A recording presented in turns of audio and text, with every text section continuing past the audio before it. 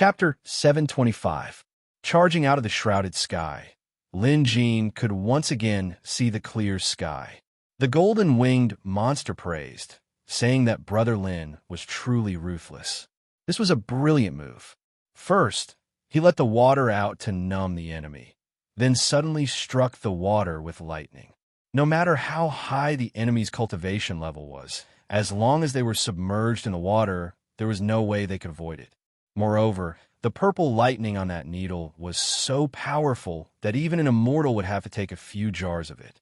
In conclusion, Lin Jin's move was ruthless. Anyway, the golden wing monster said that if he were to encounter such a move, his life would be forfeit. However, Lin Jin had only come up with this idea on the spur of the moment. Although the purple lightning on the purple thunder needle was powerful, it wasn't enough to kill a true immortal. A pseudo-immortal was still a possibility. Just then, the black fog began to dissipate.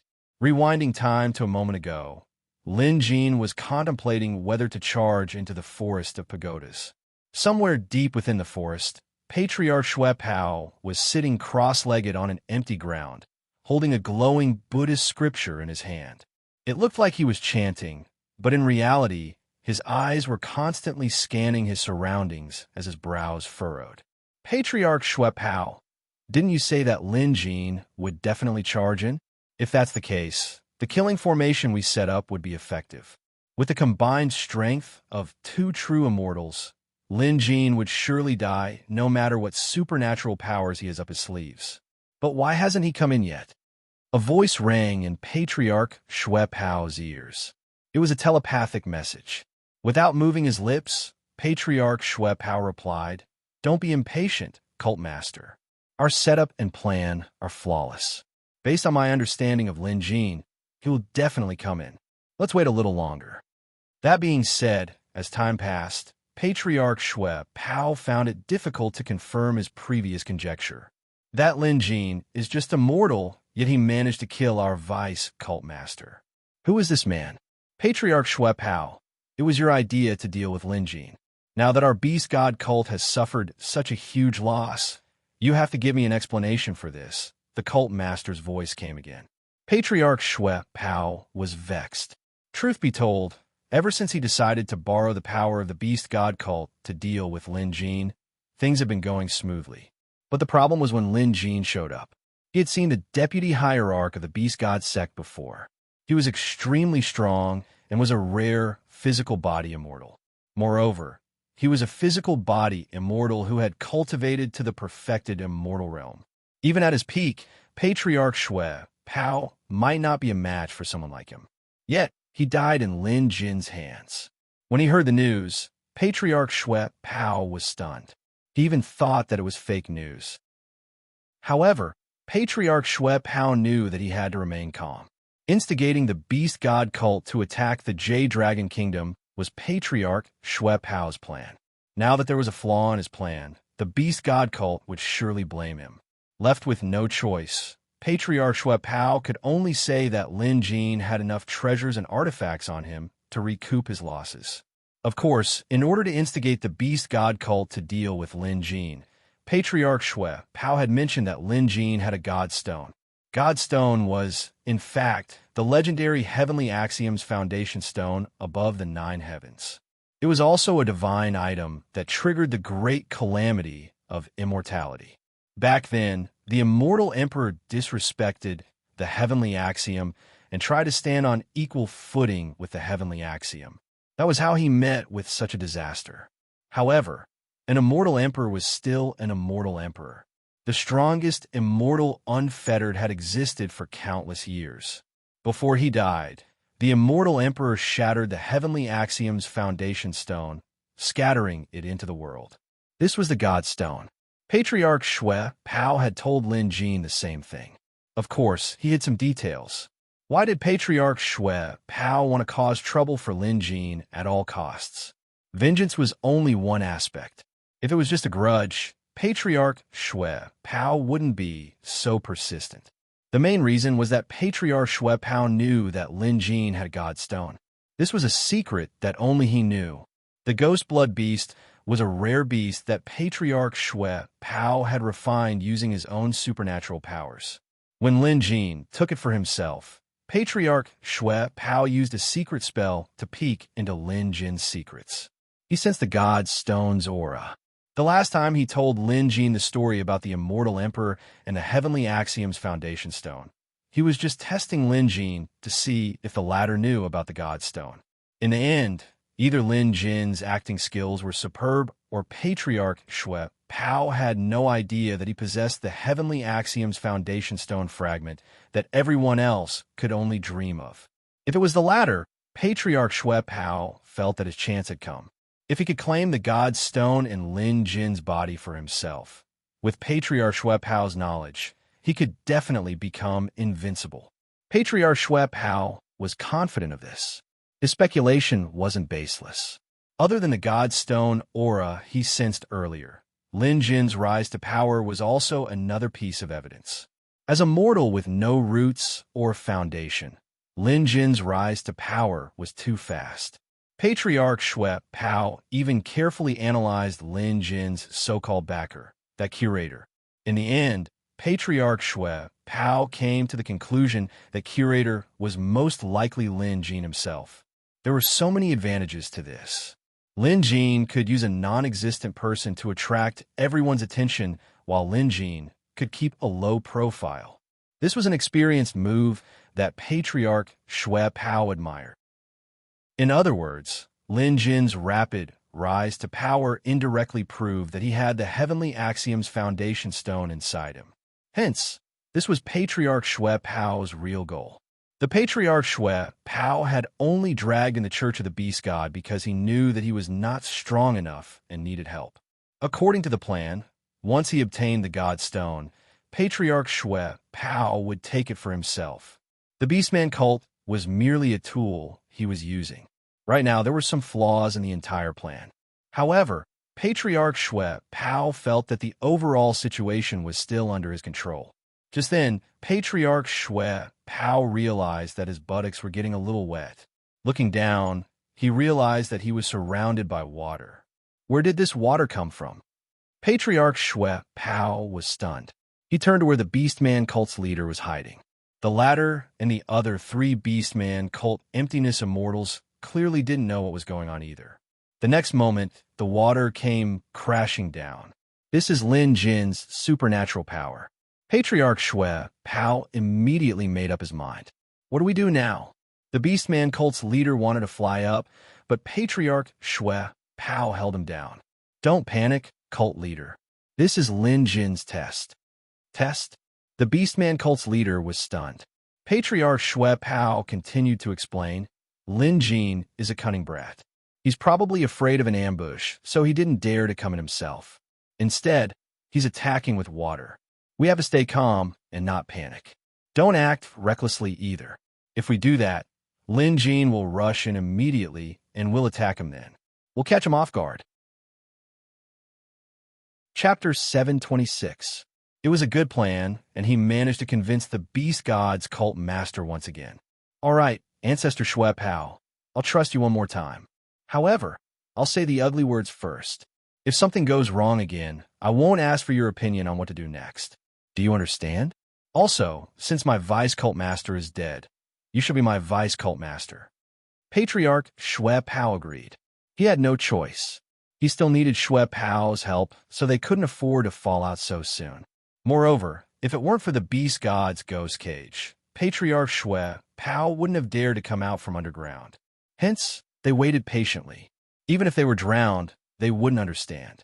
Because with their cultivation and strength, it wouldn't be difficult for them to sleep in the depths of the ocean. Now, it all depends on who's more patient. Seeing that we're not going out, Lin Jin must think that we're at a critical juncture in using immortal do scripture. Knowing him, he'll most likely charge in. When that happens, Patriarch Shui Pao said to reassure them. By now, the entire Duo temple was submerged in water. However, before Lin Jin could charge in, Patriarch Shui Pao and the Beast God's cult master were greeted by the purple thunder needle. Purple lightning was much faster and more powerful in a medium that was more suitable for transmission, such as water. This meant that neither Patriarch Shui-Pao, the beast god's cult master, nor the two hollow immortals had time to react before the purple lightning struck them. Patriarch Shui-Pao cursed in pain. Unable to hold it in any longer, he leaped up and tried to block the lightning, but it wasn't that easy. The beast god's cult master was in a similar situation. Just as Lin Jin predicted, even a true immortal expert would have to suffer. Why does this purple lightning have the power of a true immortal? The beast god's cult master was puzzled. He was a true immortal expert after all. Although he had suffered quite a bit this time, he was still far from being able to kill him. Patriarch Shui-Pao was having a hard time too. That Lin Jin can't be a true immortal. This can only mean that the lightning he's using was refined by a true immortal. Where did this kid get so many treasures? This is bad. The Lord of the Beast God Church reacted and hurriedly checked on the condition of his three subordinates. With one look, he was fuming with anger. The purple thunder was refined by a perfected immortal and carried the chi of a perfected immortal. Cultivators like Patriarch Shui-Pao and perfected immortals like the Master of the Beast God cult could resist it. But to ordinary hollow immortals, the purple thunder on the purple thunder divine needle was too powerful and hard to resist. At this moment, the remaining three void immortals of the Beast God sect were already convulsing from being electrocuted. All of them rolled their eyes and died sullenly. No matter what, they were immortals. However, under the purple thunder divine needle personally refined by Reverend Miaoyan, they could not even withstand a single round. Especially with the combination of water and electricity, its power multiplied, so they were directly electrocuted to death. The Beast God Pope's murderous aura surged. He broke down.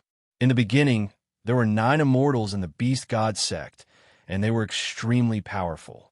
Initially, he had finally found a way to control the black fog, and thought that he could return to the world and become the new immortal emperor to control the entire Middle-earth. But who would have thought that this would be such a bad start? His subordinates had all died right from the start. Not a single one was left. With this, didn't this mean that he, the master of the Beast God sect, had no followers? Patriarch Shui-Pao, what's going on? In a fit of rage, the Beast God Pope began questioning Patriarch Shui-Pao. After all, Patriarch Shui-Pao was the one who came up with this plan. Now that things had gone awry, the Beast God Pope had to ask Patriarch Shui-Pao for an explanation. The problem was, Patriarch Shui-Pao couldn't explain himself. There was nothing he could say either. This was clearly Lin Jin's fault for being too cunning to use such a method to trick them. However, they had clearly set up a trap for Lin Jin to fall into. But in the end, they ended up falling into Lin Jin's trap instead. What else could they say? Master, this is all because Lin Jin is too cunning. He must have seen through our plan and used it against us. That's why I don't care. I want Lin Jin dead. I'm going to kill him right now. In his rage, the Beast God Pope couldn't care less and charged out of the water. However, Lin Jin had already escaped from the black fog. No matter how angry the Beast God Pope was, he knew that if he dashed out of the black fog, the rank 9 immortal devouring beast would kill him before he could even kill Lin Jin. Patriarch Shui-Pao flew out of the water as well. Looking around at the vast expanse of water, he couldn't find Lin Jin's shadow. Just as he guessed, Lin Jin had escaped. Why is this kid so cunning? Patriarch Shui-Pao gritted his teeth in anger. But instead of thinking about this, he would rather worry about his current predicament. He did not have a good relationship with the Lord of the Beast God Church. Previously, when the Lord of the Beast God Church came to his rescue, it was only because Patriarch Shui-Pao had discovered traces of the Beast God Church's activities and took the initiative to contact him. That was how the Lord of the Beast God Church had helped him. Later on, Patriarch Shui-Pao managed to get some benefits from the Beast God Pope. But now, the situation was clearly off. 2 consecutive plans had gone awry. He could still fool the Beast God Pope the first time, but he definitely couldn't this time. Other than the Beast God Pope, everyone else was dead. Now that he thought about it, it felt like a dream. 8 immortals, one of whom was a physical immortal, were all killed by Lin Jin in just a few short days. This was unbelievable. Judging by the Beast God Pope's current state, he was on the verge of breaking down. He might even vent his anger on Patriarch Shui Pao. Patriarch Shui Pao had to be careful. Speaking of which, Patriarch Shui Pao had a trump card up his sleeve. He came to Daluo Temple this time to borrow the Immortal Dew Sutra to deal with Lin Jin. He claimed that the Immortal Dew Sutra couldn't actually expel the Immortal's corpse from his body. With that, the Beast God Pope wouldn't think too much about it. After all, if he really did expel the Immortal's corpse, the Beast God Pope would definitely be suspicious. Then, he could leave the Black Mist and no longer be restricted. But that wasn't the case. The Immortal Dew Sutra was indeed useful, but it wasn't used to expel the Immortal's corpse. In fact, this Immortal's corpse couldn't be expelled, it could only be suppressed. The Immortal Dew Sutra's function was to suppress it. Once suppressed, the Immortal's aura could be concealed. This was also what Patriarch Shui Pao was trying to hide. Now that the Beast God Pope was the only one left, and he was emotional, Patriarch Shui Pao had to consider his escape route. Now that the Immortal Dew Sutra was in his hands, he had a choice. If the situation could still be controlled, he would continue to stay by the Beast God Pope's side. If the Beast God Pope had other ideas or lost control, Patriarch Shui Pao would leave. With the Immortal Dew Sutra suppressing the Immortal's corpse, he could go anywhere. The only problem was that he couldn't unleash his full cultivation, or he might break through the Immortal Dew Sutra suppression. That would be troublesome. Chapter 727. Now, Patriarch Shui Pao was carefully observing the Beast God's cult leader to see if he could restrain himself. Frankly speaking, Patriarch Shui Pao didn't expect this to happen either. Who would have thought that a mere mortal like Lin Jin would possess such power? Not only could he kill a false immortal, but he could also kill a true immortal without a problem. Patriarch Shui Pao knew that Lin Jin must have borrowed the power of the Heaven's Foundation Stone. This made him even more envious. But all the more so, Patriarch Shui Pao knew that he couldn't rush things. If he wanted to obtain the Heaven's Foundation Stone from Lin Jin, he would have to plan things out slowly. Just like this time, they had underestimated Lin Jin. They didn't expect Lin Jin to be so powerful, resulting in such a huge loss. Frankly speaking, Patriarch Shui Pao's heart was bleeding at the thought of their losses. Those were 8 immortals they were talking about. How precious were they in this era? And yet, they were all gone in just a few days. Moreover, after careful calculation, the Beast God's cult's losses were far more than that. Initially, the Beast God's cult could control the entire grassy continent. But after this incident, they would definitely be suppressed by Lin Jin. They might even be uprooted. Then, the Beast God's control over grassy continent would weaken. That was one thing. Another thing was that the Beast God's cult's mortal experts had suffered a huge loss as well. Most of their high priests were dead, and the Beast God's cult members had also suffered heavy losses. The remaining ones probably wouldn't be able to survive for much longer. This was the reality. It was originally a great situation, but no one knew how they had fallen into such a situation. It was for this reason that Patriarch Shui Pao became the Beast God's cult leader. The Beast God's cult leader was a true immortal. He was knowledgeable and extremely intelligent. There was no way he didn't realize that there was a flaw in his plan. The biggest flaw was his miscalculation of Lin Jin's strength. Although Lin Jin had committed a heinous crime and was the one the leader wanted to eliminate the most, he had to bear responsibility for his actions as well. After gritting his teeth, he finally took a deep breath and said, "Patriarch Shui Pao, the Beast God cult has suffered a great loss this time. You're to blame too. After all, the Lin Jin you mentioned doesn't have such skills and supernatural powers. But now that things have come to this, I don't want to pursue the matter any further. You shall be my vice leader from now on. Now that the other party has escaped from the black fog, it's inconvenient for us to pursue him. Let's retreat now. As the saying goes, revenge doesn't have to wait until today. When I continue refining the ghost cage and achieve a breakthrough, Lin Jin will die." He had actually calmed down. Patriarch Shui Pao rejoiced. He naturally hoped to continue to borrow the power of the Beast God Church. No matter what, the Beast God Church Master was a perfected immortal, and he could be used at crucial times. Furthermore, Patriarch Xue Pao was certain that the other party had other plans in mind. The same was true for him. Thus, they could only cooperate on the surface and guard against each other. Patriarch Xue Pao had guessed correctly. The Beast God Church leader had indeed planned to do so. In fact, the Beast God Church leader wanted to strangle Patriarch Xue Pao to death. It was Patriarch Xue Pao's plan that had caused him to lose all his subordinates. However, there was one thing that the Beast God Church leader felt, that Patriarch Xue Pao did not lie to him. Lin Jin really did have God's stone on him. The reason Beast God's cult master dared to make such a conclusion was simple. Lin Jin was a mere mortal who could kill a hollow immortal as easily as chopping vegetables. Even his vice cult master was no match for him. This was clearly illogical. There must be a reason for something that did not make sense. To the leader of the Beast God cult, the real reason was that the other party had the God's stone. That was the only logical explanation. From another perspective, the master of the Beast God Church could not blame Patriarch Xue Pao for knowing about this. After all, even he did not expect a mortal to be able to kill a perfected immortal.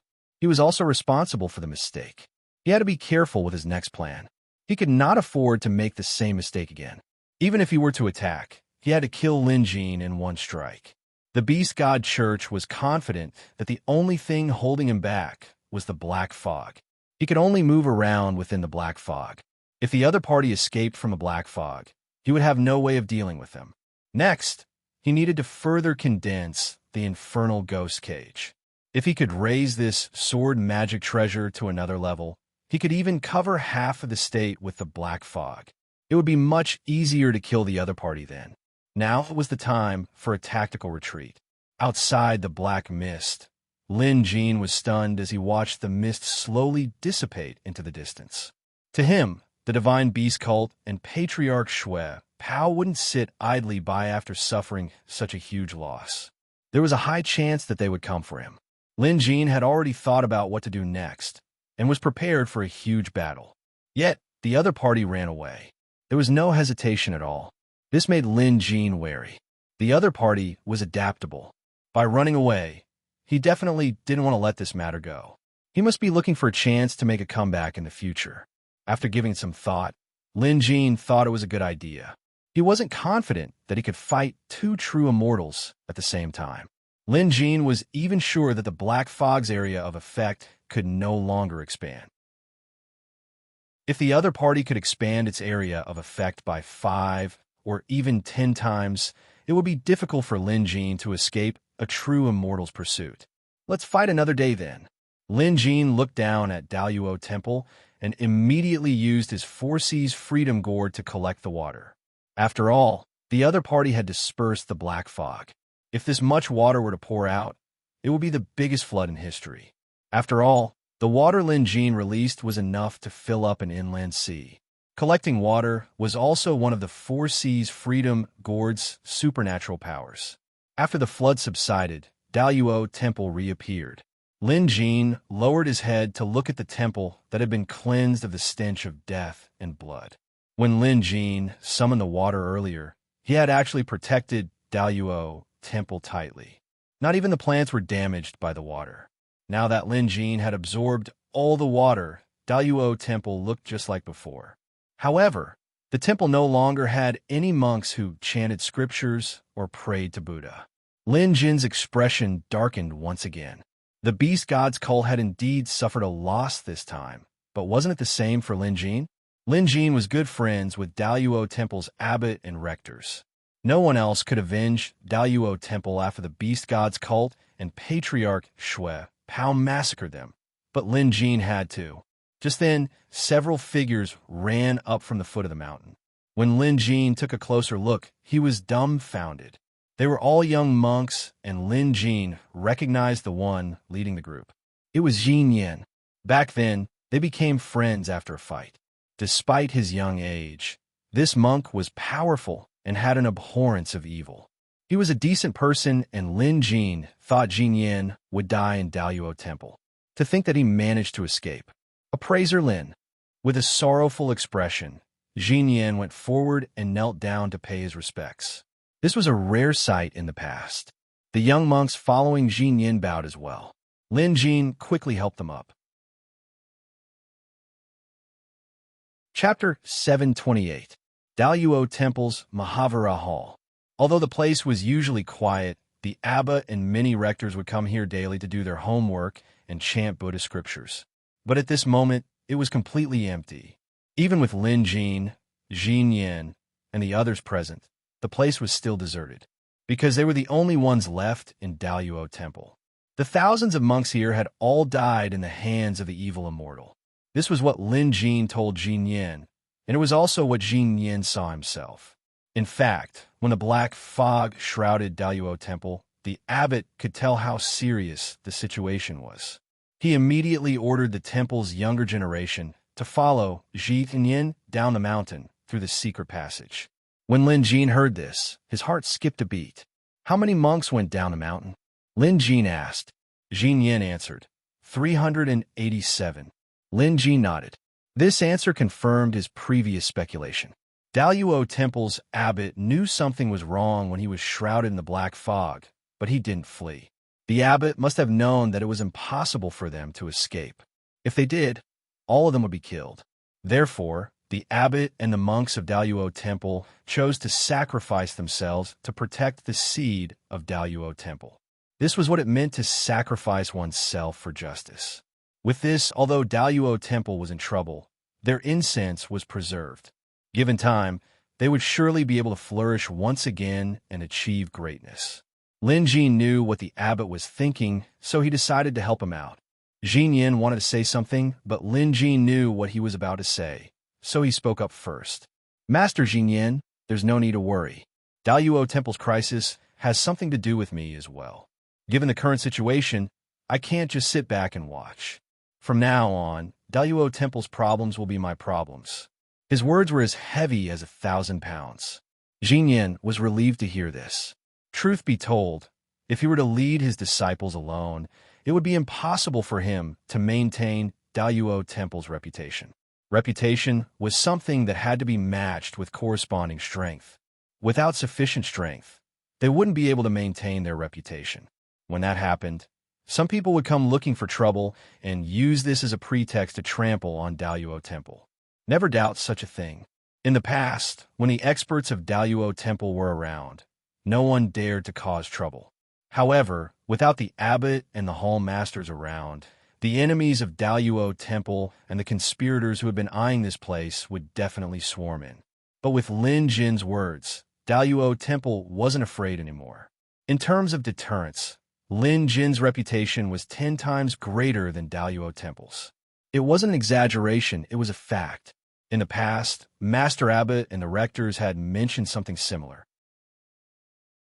They all said that Lin Jin's fame was so great that he could be considered the #1 person in Middle-earth. No one could overshadow Lin Jin's fame. This time, although the obsession had no idea what was happening in the black fog, the fact that the black fog began to dissipate after Lin Jin entered proved that Lin Jin was extremely capable. With Lin Jin supporting Daluo Temple, Daluo Temple had no worries. Monk Jin Yin was a swift and decisive person. His next step was to announce to the world that Daluo Temple was still around.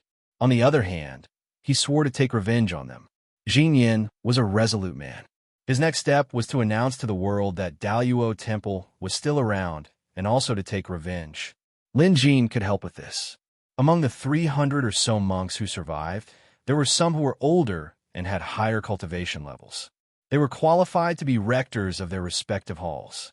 Of course, Buddhism required years of accumulation, but Lin Jin could make up for his lack of strength through other means. For example, he could help Daluo Temple raise some powerful pet beasts. Now, it was a piece of cake for Lin Jin to promote pet beasts to rank 4. If he had some beasts with decent bloodlines and potential, it wouldn't be difficult for them to get promoted to rank 5. Other than that, some of Daluo Temple's secret techniques hadn't been lost, so Jin Yin could lead other monks to cultivate them. However, Lin Jin didn't care who would be the abbot. Jin Yin was the most experienced monk, so he should be the first choice. However, Jin Yin was stubborn and disagreed.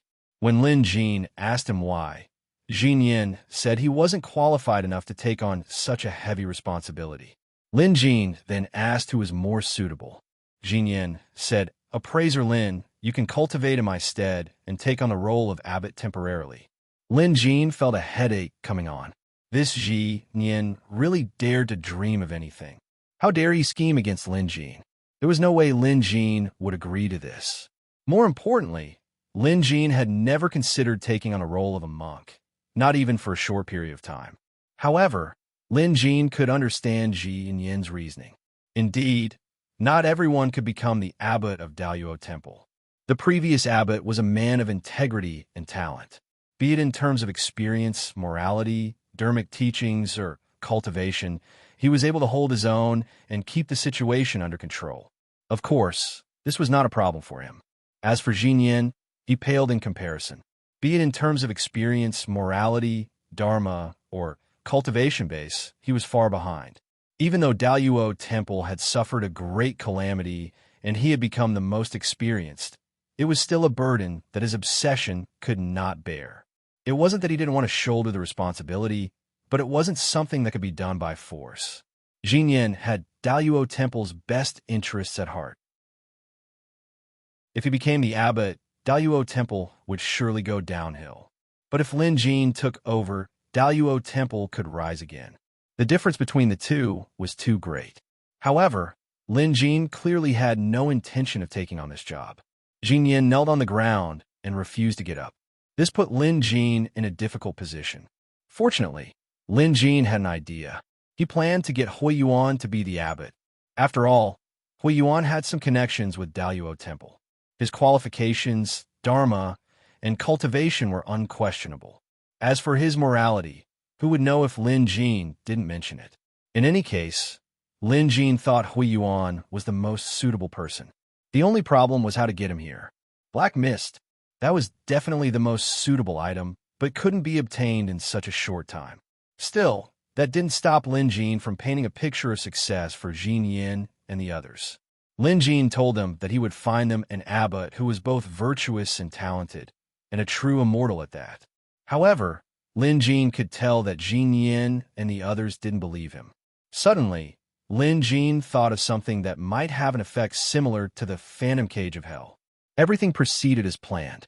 First, the remaining 300 monks of Daluo Temple held a grand ceremony for the dead abbot and the rectors of each hall. The ceremony lasted for several days. Every influential faction in the country sent their representatives to observe the ceremony.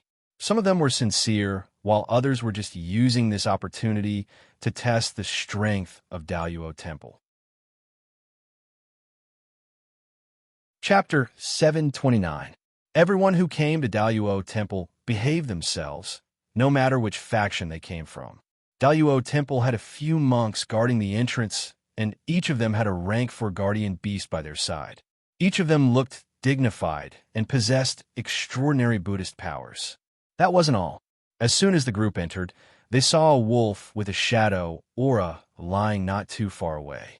The wolf beast seemed to be sleeping, but could not hide its rank 5 beast aura. It looked like a small mountain. A rank 5 shadow wolf. The shadow wolf's bloodline was not bad, but not many could reach tier 4. As for those who could reach tier 5, even fewer could. This was the first time many people had seen a tier 5 shadow wolf. Every one of them was dumbfounded, and their voices became softer as they spoke.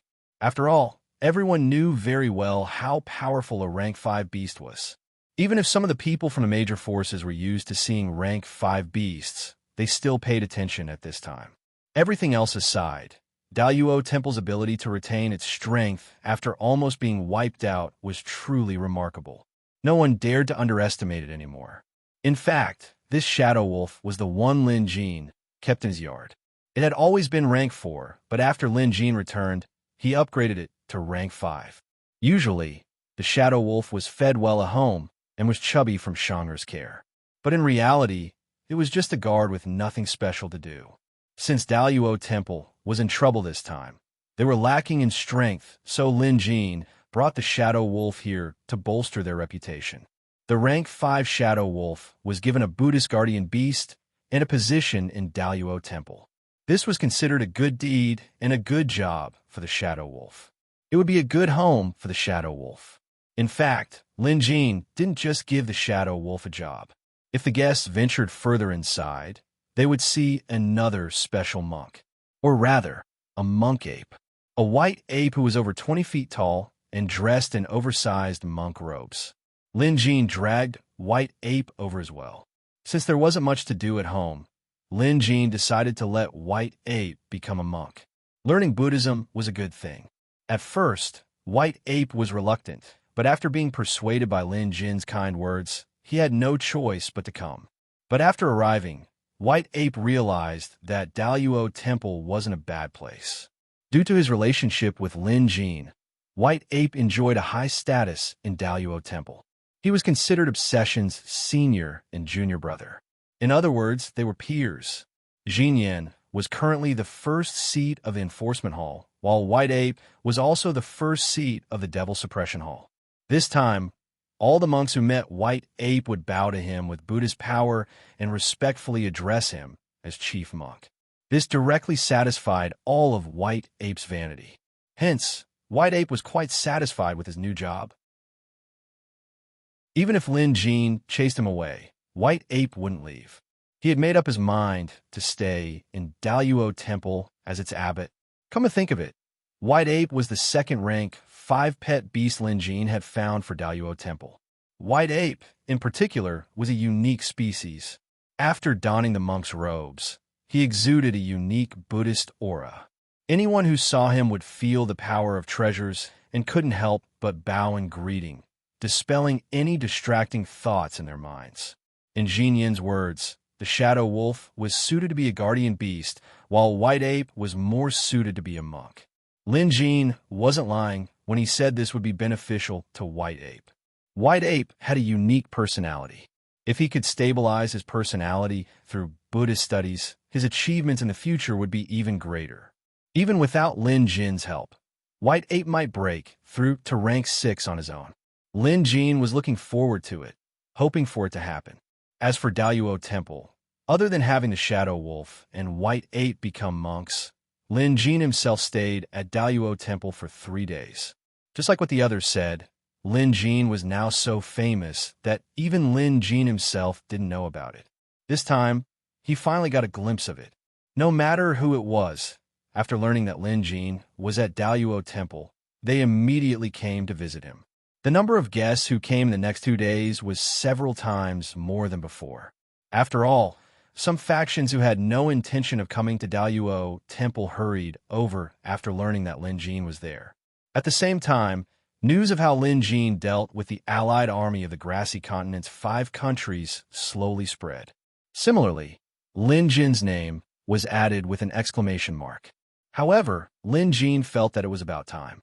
Daluo Temple was still lacking manpower.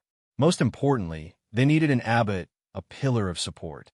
For the time being, Lin Jin could be the pillar. Although he wouldn't be the abbot, he could still hold the fort for Daluo Temple and prevent it from declining. However, this wasn't a long-term solution. At the end of the day, Lin Jin still had to find an abbot who was both capable and virtuous. Lin Jin had decided on Hui Yuan. However, how Hui Yuan managed to leave the region and come to Daluo Temple was a problem. Even if Lin Jin managed to smuggle Hui Yuan over, what would happen after that? How would they avoid the rank 9 Immortal Devourer? That was a problem they had to face. Fortunately, Lin Jin already had an idea. Whether it would work or not, he would have to give it a try. 3 days later, Lin Jin left Daluo Temple and headed somewhere in the Jade Dragon Kingdom. It was a small village that was at least 100 miles away from the nearest city. It was a remote place, and because there was a mountain nearby named Mount Gua, this place was also known as Mount Gua. And this was where the supreme nature landscape was hidden. This was one of the first premium immortal artifacts that Lin Jin came into contact with. However, Lin Jin wasn't capable enough to take it away back then. But things were different this time. Although Lin Jin's cultivation didn't improve by much after his trip to the Outer Realm, his knowledge and experience had increased by leaps and bounds. Lin Jin had also found some clues about the supreme nature landscape's origins from the books in Xiandao sect and Cloudpath sect. Now, Lin Jin was confident he could control this immortal-grade artifact. However, he couldn't do it alone. He needed help. Lin Jin had already thought of who he should look for. In this world, the only person who could help him take away the supreme nature landscape was Xu Xiaolu. She was an art spirit, and she was absolutely trustworthy. Also, in order to seal the headless zombie, Lin Jin had messed up Xu Xiaolu's art world. The aura of death had even started corroding the art world. To put it bluntly, the art world was Xu Xiaolu's body, so the damage was irreversible. Xu Xiaolu never mentioned it, but Lin Jin couldn't pretend that he didn't know. Hence, the supreme nature landscape was Lin Jin's compensation to Xu Xiaolu. With it, Lin Jin believed that Xu Xiaolu's realm and cultivation would increase by several levels. Revisiting this familiar place, Lin Jin searched around the foot of Mount Gua. By nightfall, he found the entrance to the supreme nature landscape. Using Universe Ink to connect the art world and the supreme nature landscape, Lin Jin jumped in. Xu Xiaolu would be alerted of any movements in the art world. Sure enough, Lin Jin saw Xu Xiaolu the moment he stepped into the art world. Chapter 730. Lin Jin and Xu Xiaolu shared a special rapport. Basically, they didn't need to speak. Just a look was all it took for them to know what the other was up to. Just like this time, when Xu Xiaolu saw Lin Jin, he immediately leaned over and asked, "What's the good news? Good or bad?" Xu Xiaolu only needed to look at Lin Jin's expression to know whether it was good news or not. Lin Jin smiled. "Great news. Feel it now. Can you feel it?" Xu Xiaolu smiled as well. His fair, jade-like finger pointed at a door that had been opened with heaven and earth ink. "I'm not blind." Lin Jin shook his head. "I'm not asking you to look. I'm asking you to feel it." Xu Xiaolu closed his eyes to feel it. Then he froze. At the eye of the formation, he looked surprised. "Where did you get this painting realm?" "Don't ask. Let's go in and take a look first." Lin Jin pulled Xu Xiaolu into the unending nature landscape. The moment they entered, a vast aura washed over them, lifting Xu Xiaolu's spirits. Just as Lin Jin expected, Xu Xiaolu understood the art world the best, and this unending nature landscape was the pinnacle of the art world. It was like an artist seeing the pinnacle of art. Xu Xiaolu immediately revealed a look of joy. He looked left and right, muttering to himself. Basically, it was inconceivable or too perfect, and so on. Lin Jin didn't disturb Xu Xiaolu. Bringing Xu Xiaolu to the unending nature landscape was something Lin Jin had planned for a long time, especially since he was confident this time. However, Lin Jin didn't plan on telling Xu Xiaolu how to control the unending nature landscape. He wanted to see if Xu Xiaolu had any ideas. Lin Jin, who created this painting realm? Xu Xiaolu finally asked after looking around. Lin Jin didn't hide anything and explained the origins of the immortal beast-taming sect. Xu Xiaolu shook his head. The person who created this painting realm has an extremely high cultivation level. It's hard to fathom. I can also feel that this painting realm has 100 layers, and the deeper parts are isolated by some kind of energy, making it difficult to probe. Lin Jin had no idea. Lin Jin knew about the layers of paintings, but he had only experienced Xu Xiaolu's. Perhaps Xu Xiaolu's painting realm only had 7 or 8 layers. The 100-layered painting realm sounded quite impressive. I plan to let you control this unending nature landscape. This way, you'll be able to do more things. There are many treasures in this landscape, and one of them is the Sky Gate Cloud Bridge. It can connect to the outside world. I plan to bring a friend there and let him take charge of Daluo Temple.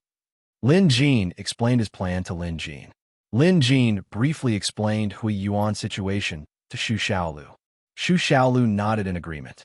Lin Jin's plan was brilliant. When the time comes, he would connect the Cloud Bridge to one of the murals in Daluo Temple and place the murals in one of the halls.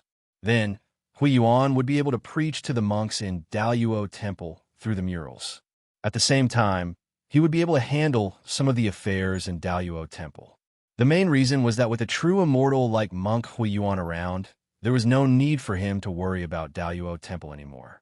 In fact, Daluo Temple could even rise to the next level.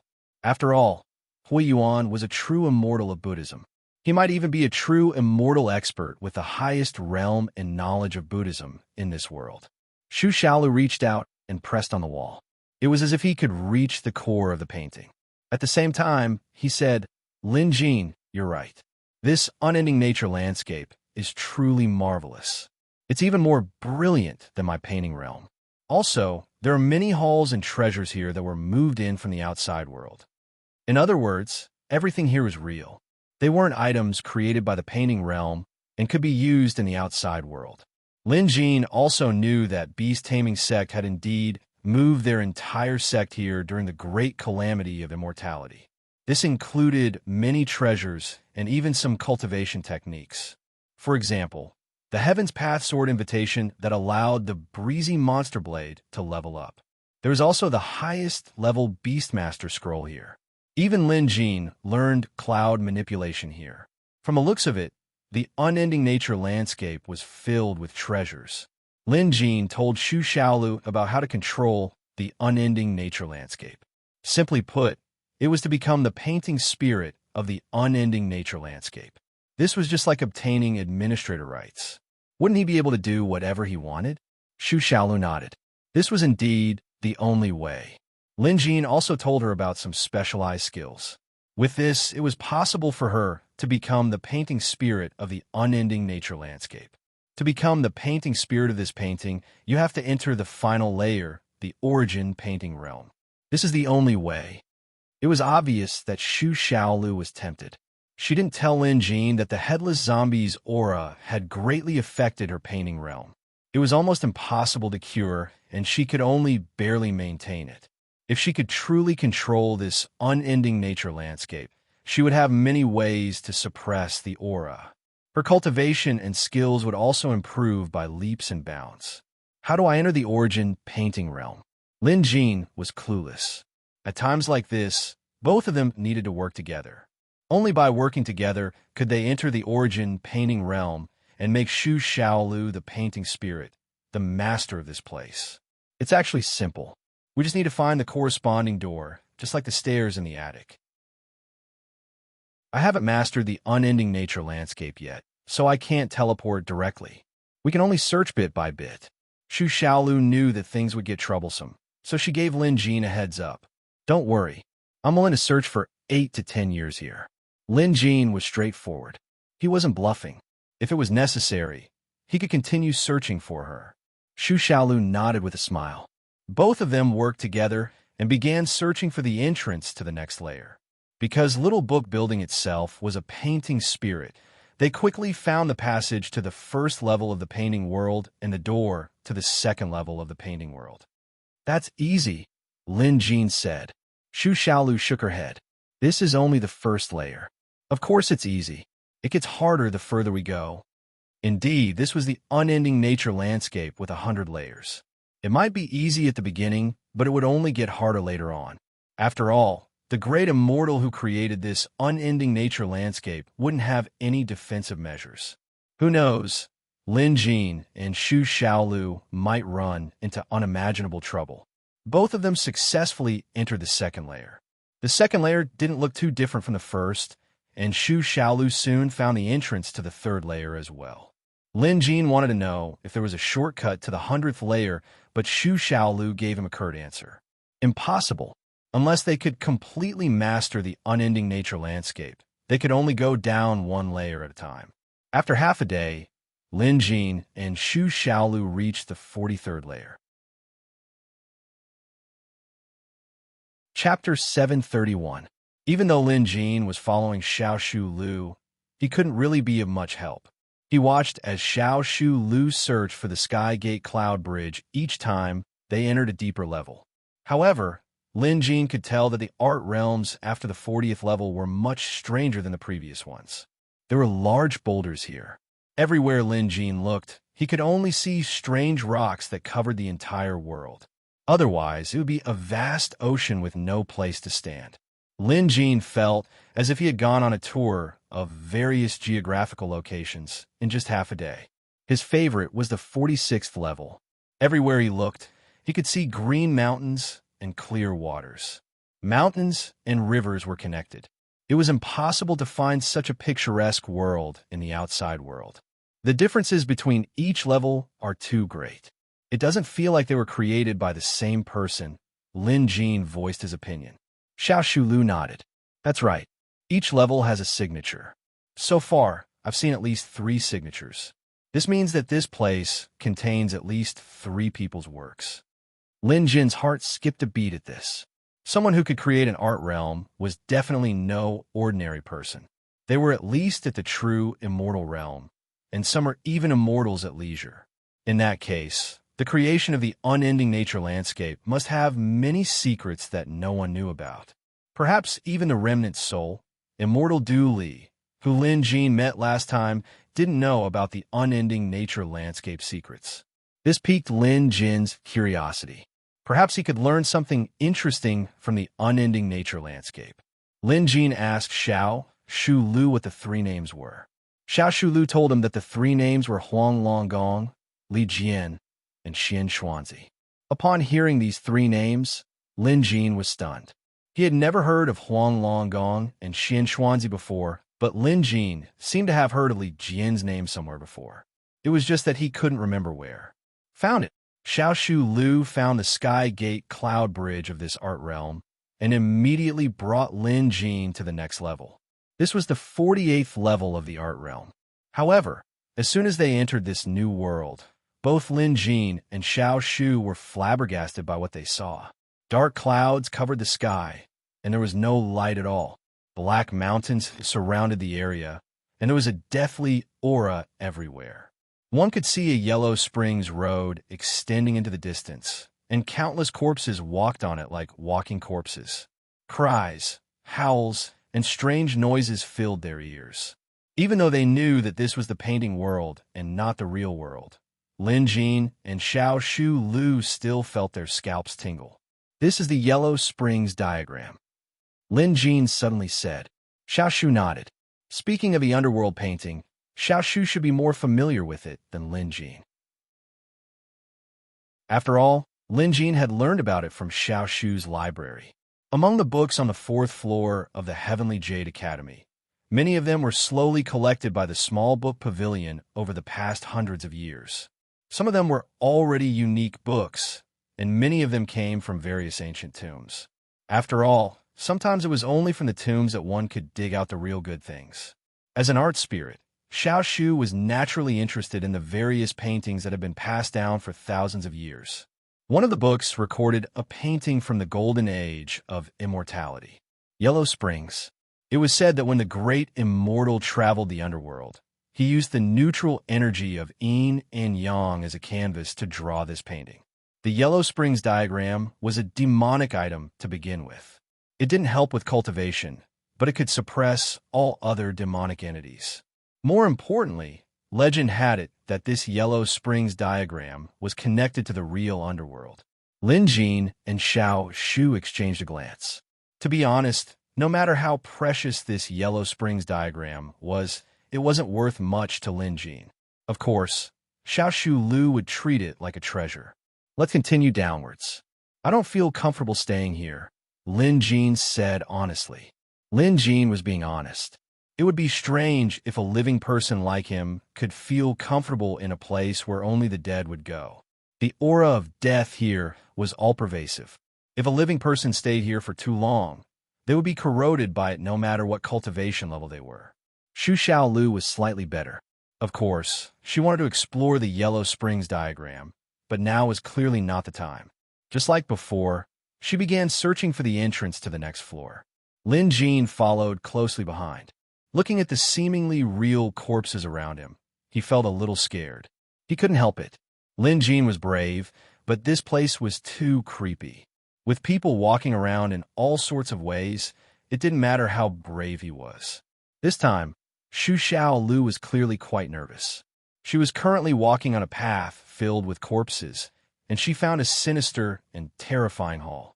This hall was built from corpses and bones. No matter how one looked at it, it was uncomfortable. The entrance to the next floor is here. Having found the place, Xu Xiao Lu breathed a sigh of relief. Then, she turned to look at Lin Jin. However, this glance caused her brows to twitch and her body to stiffen. Xiao Shu had never shown such an expression before. Truth be told, Lin Jin was startled as well. Since he was familiar with Xiao Shu, he immediately knew that Xiao Shu must have seen something unbelievable. That was why he reacted this way. However, Xu Xiao Lu wasn't someone who hadn't seen the world before. She was just as knowledgeable as Lin Jin, so Lin Jin didn't believe there was anything that could make Xu Xiao Lu look like this. In that case, it couldn't be that the person was trying to scare him or something else. It must be what Xu Xiao Lu saw. For example, there was something lying behind him. Perhaps only under such circumstances would Xu Xiao Lu show such an expression. Lin Jin immediately turned to look behind him, but there was nothing behind him. Lin Jin breathed a sigh of relief, but at the same time, he found it odd. Was Xu Xiao Lu teasing him on purpose? Just then, Xu Xiao Lu whispered, "Lin Jin, look at your own shadow." It seemed like Xu Xiao Lu was afraid of startling something. Shadow? Lin Jin didn't notice what was wrong with his shadow. He quickly looked down, and his scalp went numb. The shadow under his feet didn't look like him at all because he didn't have such a long robe, nor did he have long hair like a woman. At this sight, Lin Jin felt his scalp go numb. Fortunately, he was experienced enough to force himself to calm down. He took a closer look to make sure his eyes weren't playing tricks on him. It might be an illusion triggered by some kind of spell. Lin Jin mumbled to himself. He immediately summoned Xiao Hua and activated the ghost blood beast to strengthen himself. However, Lin Jin didn't think his guess was possible. If someone were to approach or cast a spell, even if Lin Jin couldn't sense it, it wouldn't be possible to hide it from the ghost blood beast and breezy sword. Chapter 732. The ghost blood beast didn't react, but as if sensing something, the breezy monster finally let out a sword cry. The next instant, a sword ray flashed by, slashing at Lin Jin's strange shadow. But a shadow was a shadow. How could it be destroyed? Other than leaving a mark on the ground, the blade energy didn't do anything else. The breezy monster clearly didn't know what to do. There seemed to be something wrong with Lin Jin's shadow, but at the same time, everything seemed normal. In any case, the breezy monster calmed down. At this, Lin Jin knew he had met a tough opponent this time. He glanced at Xiao Hua. The latter sniffed the air, noticing that something was wrong as well. However, there was nothing he could do because Lin Jin's shadow had changed. That was all. There was no enemy, no other aura. What should he do? Attacking the shadow didn't work either. The breezy monster had tried this earlier, but to no avail. Since it was only his shadow that changed its appearance and nothing else happened, Lin Jin relaxed. Xu Xiaolu ran over and stared at Lin Jin in surprise. After a long while, he said, "Lin Jin, your shadow has changed its gender." Lin Jin rolled his eyes at her. "Let's be serious. Did you notice anything wrong just now?" Xu Xiaolu hurriedly straightened his face and asked. Lin Jin recalled carefully and shook his head. Nothing seemed amiss. Ever since they entered this level of the painting world, Lin Jin and Xiao Lu have been extremely cautious. Their nerves have been stretched taut. If there was anything amiss, they would have noticed it long ago. What do we do now? Lin Jin was at a loss. He had never cultivated this shadow's cultivation method before, so he had no idea how to investigate it. Xu Xiaolu shook her head. She wasn't familiar with this either. Maybe there's something that sneaked into your shadow when we weren't paying attention. Xiao Shulu made a reasonable guess. Lin Jin was immediately reminded of what Xu Xiaolu had mentioned. This yellow springs was actually a supreme artifact that could suppress malevolent beings. In that case, could it be that an extraordinary thing wanted to use his shadow to break out of prison? That was a possibility. Lin Jin thought of something else. Since his shadow had been infiltrated, what about Xu Xiaolu's? She was fine even if he was in trouble. Lin Jin turned to Xu Xiaolu's shadow. But when he looked at it, There was nothing wrong with Xiao Lu's shadow. It was the same as before, and it was still the same. Could it be that the creatures here saw him as a pushover? Xu Xiaolu and Lin Jin were very familiar with each other. Previously, they had mentioned that they could read each other's minds. Now that Xu Xiaolu could read Lin Jin's mind, she added a stab to the wound. She didn't look for me because I'm a girl too.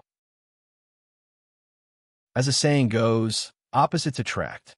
Before Xu Xiaolu could finish teasing him, Lin Jin waved his hand and said, "All right, why are you still talking about this at a time like this? Help me think of something. We can't go on like this." Indeed, although Lin Jin wasn't as paranoid as Chow Chow, he still felt uneasy when something happened to his shadow, especially when his pet beast didn't know how to deal with it. This was as if he was given a test paper in a subject he didn't understand at all. It was unbearable. The problem was that he couldn't hand in a blank paper. Handing in a blank paper meant ignoring it. But the problem was, it was like stepping on a ticking time bomb that might explode at any moment. Hence, he couldn't just ignore it. Xu Xiaolu might be teasing him, but she had to think of a solution when it was time. Within the painting realm, Qian Kuan Mo's divine ability is extremely great.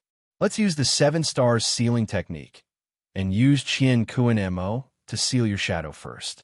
Even though it will be a little troublesome on your side, and it will be more strenuous, at least there is some insurance. Lin Jin nodded. At a time like this, Lin Jin was open to any method he could think of. Next up was Xiao Lu's turn to cast a spell. She dripped 7 drops of Cosmos ink onto Lin Jin's shadow to suppress it. She used a rather crude method. In other words, no matter what was in the shadow, she would suppress it all, including Lin Jin's shadow. This method wouldn't work in the outside world, but it worked in the painting world. Lin Jin agreed. Since a shadow was acting strangely, he should take precautions. Since Xu Xiao Lu used a spell, he should use some other method to suppress it. The only thing he could think of was the purple thunder divine needle. This thing could suppress many things, especially malevolent entities. However, stabbing the shadow directly wouldn't work because his shadow was just a shadow. Maybe when the thing in the shadow makes a move, the purple thunder divine needle will have a miraculous effect. Lin Jin had a plan. With that, he would have to keep his guard up. If anything went wrong, he could just activate the purple thunder divine needle. This was the only method Lin Jin could think of. There was nothing else he could think of. Just as Xu Xiaolu said, Lin Jin's shadow had only changed its gender. There was no other movement, no hostility, and no aura being released. Since he couldn't do anything to the shadow, he decided to ignore it for now. It was better to do what he had to do. Now, he had to enter the painting world layer by layer until he reached the origin of the unending nature landscape. Then, Xu Xiaolu could take control of the origin painting world. Once that happened, Xu Xiaolu could become the painting spirit of the unending nature landscape. Her cultivation would improve by leaps and bounds, and Lin Jin would have an expert equivalent to a true immortal on his side. This was too much for Lin Jin. Hence, no matter what, Lin Jin had to get his hands on the unending nature landscape. After entering the skeletal hall, Xu Xiaolu activated the Sky Gate cloud bridge that led to the next painting world. Lin Jin and Xu Xiaolu immediately stepped inside. Neither of them wanted to stay any longer in this underworld painting world. After all, it was too boring. After passing through the Bridge of Clouds and the Heaven Gate, the two of them finally left the Nether Springs diagram and arrived at the next level. Truthfully speaking, this place was rather desolate. All they saw was a boundless desert that was exceedingly arid, and there wasn't the slightest sign of life. But no matter what, this place was much better than the underworld painting. However, whether it was Lin Jin or Xu Xiaolu, the first thing they did upon entering this painting world wasn't to observe the situation. Instead, they looked at Lin Jin's shadow. They wanted to know if the shadow only changed its gender in underworld painting. Would it be the same in other painting worlds? Perhaps it would return to normal, and that evil creature that changed its shadow could only stay in underworld painting. It wouldn't be able to escape. However, this was only Lin Jin and Xu Xiaolu's wish. In reality, Lin Jin's shadow still looked like a woman. She had long hair and wore a long robe. She looked very charming. Chapter 733. Lin Jin was at his wit's end. Xu Xiaolu said, "There's nothing we can do about that. Don't worry, as long as we're in the painting realm, my Cosmos ink will work. Also, if I were to enter the painting realm of this unending nature landscape, I can control the entire unending nature landscape. By then, it wouldn't be difficult for me to borrow the painting realm's power to force the thing in your shadow out." Lin Jin's eyes lit up at this. This method is the key. Let's go, we need to hurry. Fortunately, Lin Jin's shadow wasn't making any other moves. If he could remain calm, he could pretend that nothing had happened and his shadow wouldn't affect Lin Jin and Xu Xiaolu's plan. Both of them hastened their movements. Within this unending nature landscape, each painting realm was incomparably mystical. There was even a painting realm that depicted an underground world. The caves and strange rocks that they saw were all things that they had never seen before. This time, Lin Jin and Xiao Shu Lu had their horizons broadened. Some of the painting realms were suitable for cultivation, especially for Lin Jin. For example, in a world of flames, the sky was filled with flames and there was no place to stand. To others who accidentally stumbled into this place, this was clearly a place of certain death. But to Lin Jin, it was a great place for cultivation. This was especially true for Xiaohua. In this world of flames, Xiaohua was more active. If Xiaohua was left here to cultivate for a few years or decades, he might even show signs of evolution. However, to Lin Jin, this kind of cultivation progress was too slow. Perhaps he could do it in the future, but not now. The beast god cult still had a true immortal alive, and there was also that cunning old patriarch Shuapao. The latter only knew how to play dirty and never fight head-on. With these two hidden enemies, Lin Jin had to improve his strength as soon as possible. If he did nothing, he would only be waiting for death. 2 days passed just like that. In these 2 days, Lin Jin and Xu Xiaolu didn't rest at all. They kept going deeper into the unending nature landscape's 100-layered painting realm. It was all thanks to Xu Xiaolu. Had it been Lin Jin, he wouldn't have been able to reach the bottom of the white painting realm. This had nothing to do with strength. It was all about specialization. Of course, Lin Jin and Little Book Tower had encountered many dangers in the past 2 days. There were just too many things hidden inside the unending nature landscape. Lin Jin was sure that even the beast-taming sect and immortal Du Li, who had obtained the unending nature landscape back then, didn't know that the unending nature landscape contained such secrets. They merely treated the unending mountain river diagram as an ordinary immortal artifact, magic treasure.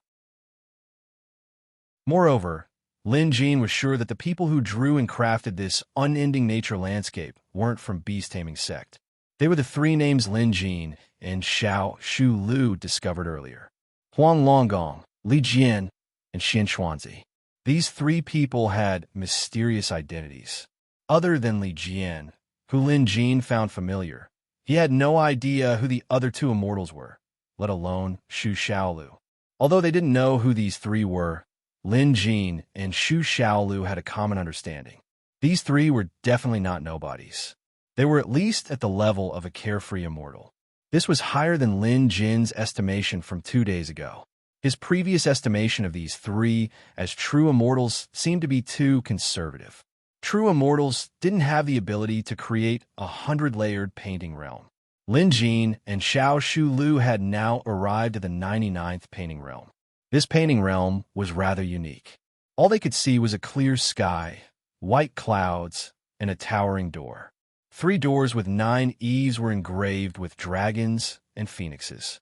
On the largest door, in the middle, hung a plaque with the words Flying Dragon and Phoenix written on it. 9th Heaven. Just this aura alone was enough to make people click their tongues in wonder. Xu Xiaolu stared at the door before turning to Lin Jin and saying, "Lin Jin, this painting realm is strange." At first, Lin Jin had no idea what Xu Xiaolu meant. But after Xu Xiaolu explained, Lin Jin nodded and said, "It's strange indeed." The cloud bridges leading to the next floor were all hidden, so Xu Xiaolu had to search for them. Sometimes, he would even have to spend a lot of time looking for them. But in this 99th painting realm, the cloud bridge was revealed.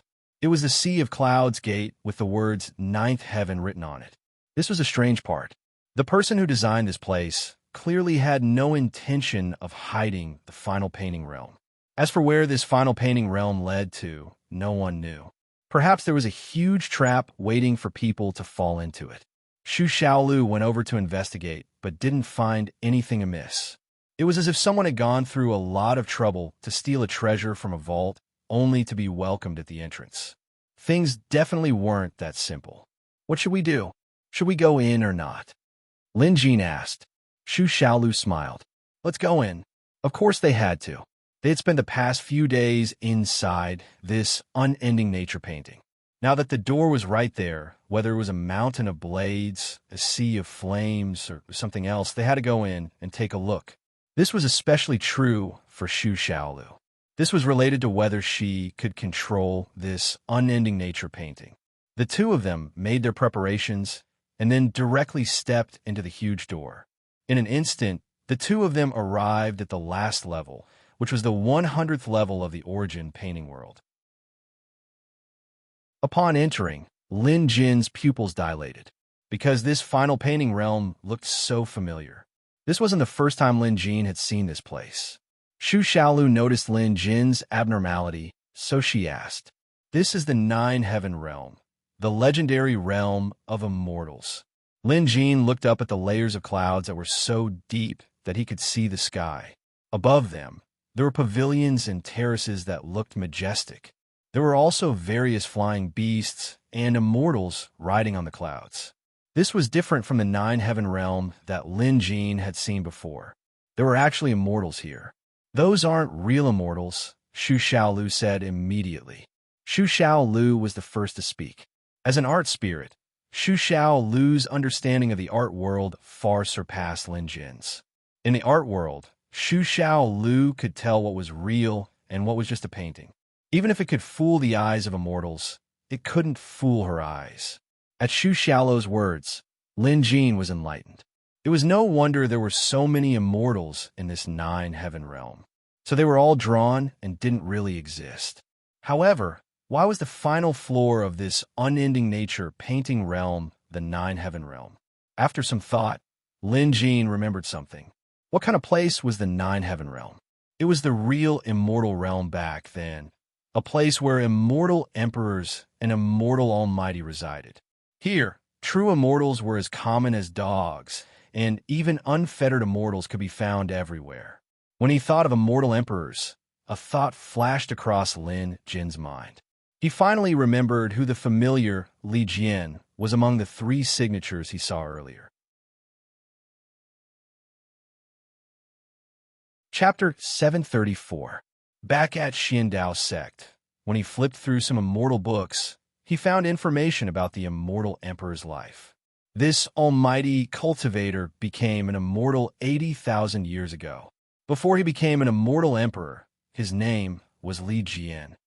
Lin Jin suddenly realized something incredible.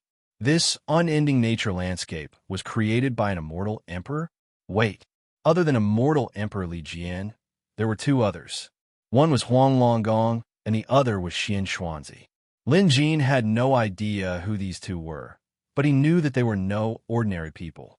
After all, how could someone who could refine the unending nature landscape with an immortal emperor be ordinary? Because immortal Emperor Li Jian's immortal palace was located in the Nine Heavens world, he treated the Nine Heavens world as the painting world of the unending nature landscape. This logic was easy to understand. Many thoughts flashed through Lin Jin's mind, but that was all. Everything else was just random guesses. For example, why did immortal Emperor Li Jian want to draw the unending nature landscape? Back then, Li Jian was probably invincible. After all, he was an immortal emperor. Later on, because he was too arrogant and wanted to stand shoulder to shoulder with the heavenly Tao, he brought disaster upon himself and implicated the entire immortal path. Also, this was only the painting world and not the real Nine Heavens world. Lin Jin kept reminding himself of this fact. Lin Jin didn't hide this discovery and told Xiao Shulu about it. The latter was quite surprised after learning who Li Jian was. Those mysteries might be answered after I master the entire unending mountain river diagram. Xiao Shulu understood the painting world very well. If he became the painting spirit of the unending nature landscape, he could indeed learn some of the secrets here. Since they had come this far, they had to achieve their goal no matter what. What should we do next? Lin Jin asked. Xiao Shulu was an expert in controlling the unending nature landscape, so Lin Jin just needed to cooperate. Protect me. Xiao Shulu was straightforward. Her clothes began to change, and the ribbons on her began to extend before flying out. Hundreds of ribbons spread out in all directions. Each ribbon was imbued with chinquin ink. In an instant, Xiao Shulu's entire being became illusory, as if she was trying to invade this painting world. Lin Jin looked over. Xiao Shulu was like a foreign virus. Of course, he couldn't tell Xu Xiaolu about this. Right now, he was on the same side as Xu Xiaolu. If Xu Xiaolu was a virus, then so was he. Initially, Lin Jin thought Xiaolu would have to use some other method to gain control of the unending nature landscape. For example, finding a specific item or taking over a certain building. Who knew it would be so simple?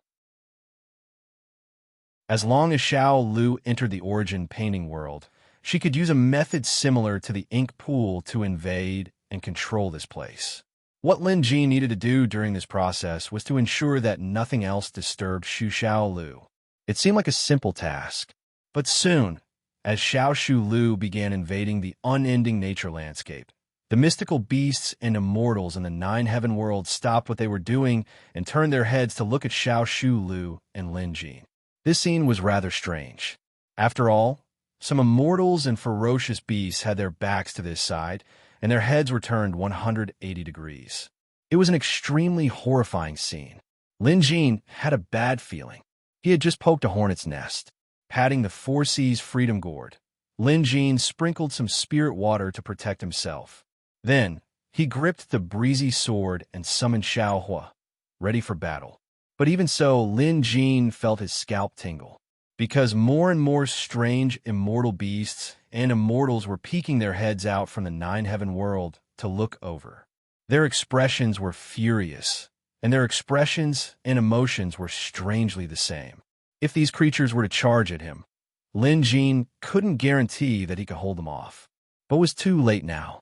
Xu Xiaolu had entered a state, so she probably had no idea what was happening outside, nor could she sense it.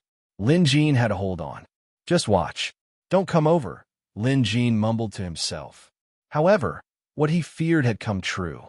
Just as Lin Jin finished mumbling, the immortal beasts and immortals began flying over. They were like a swarm of flies. But these weren't flies, they were immortals and beasts. Lin Jin didn't know how long he could last against such a large number. That can't be right.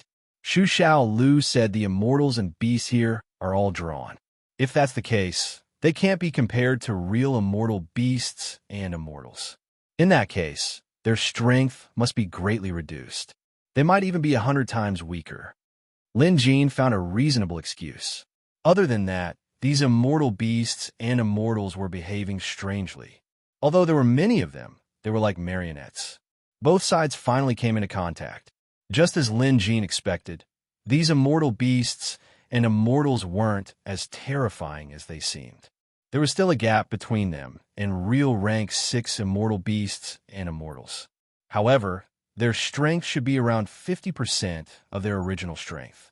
In other words, half of their original strength. In a one-on-one fight, Lin Jin wasn't afraid of anyone. But if there were too many of them, it would be troublesome.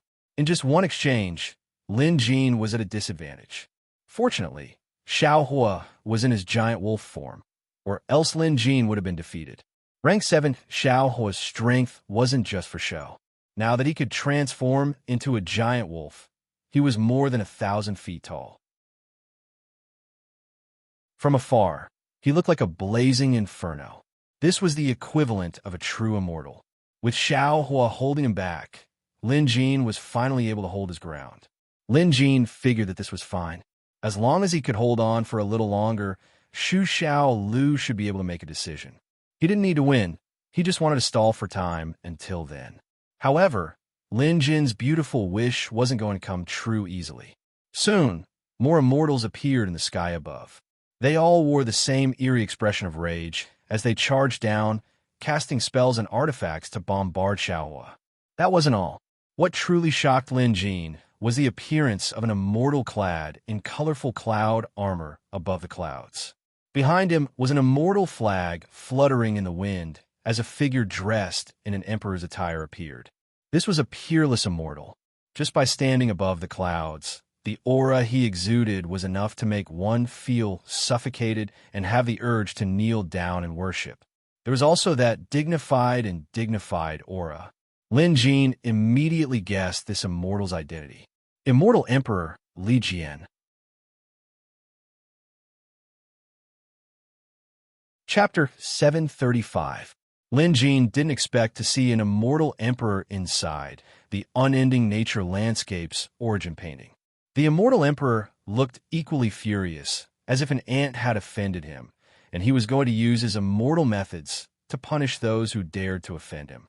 In the next instant, the group of golden armored immortals charged down with all sorts of artifacts in hand, all of them heading straight for Lin Jin. Xiaohua was busy fending off the army, so he couldn't get away. Hence, Lin Jin had to go up and take the lead. Fortunately, while Lin Jin wasn't an immortal, he had the skills of an immortal. Breezy monster sword, Lin Jin called out. The flying sword in his hand was already unsheathed, turning into a blinding ray of light as it flew toward the golden armored immortals. Sword rays flashed, and immortal aura rippled.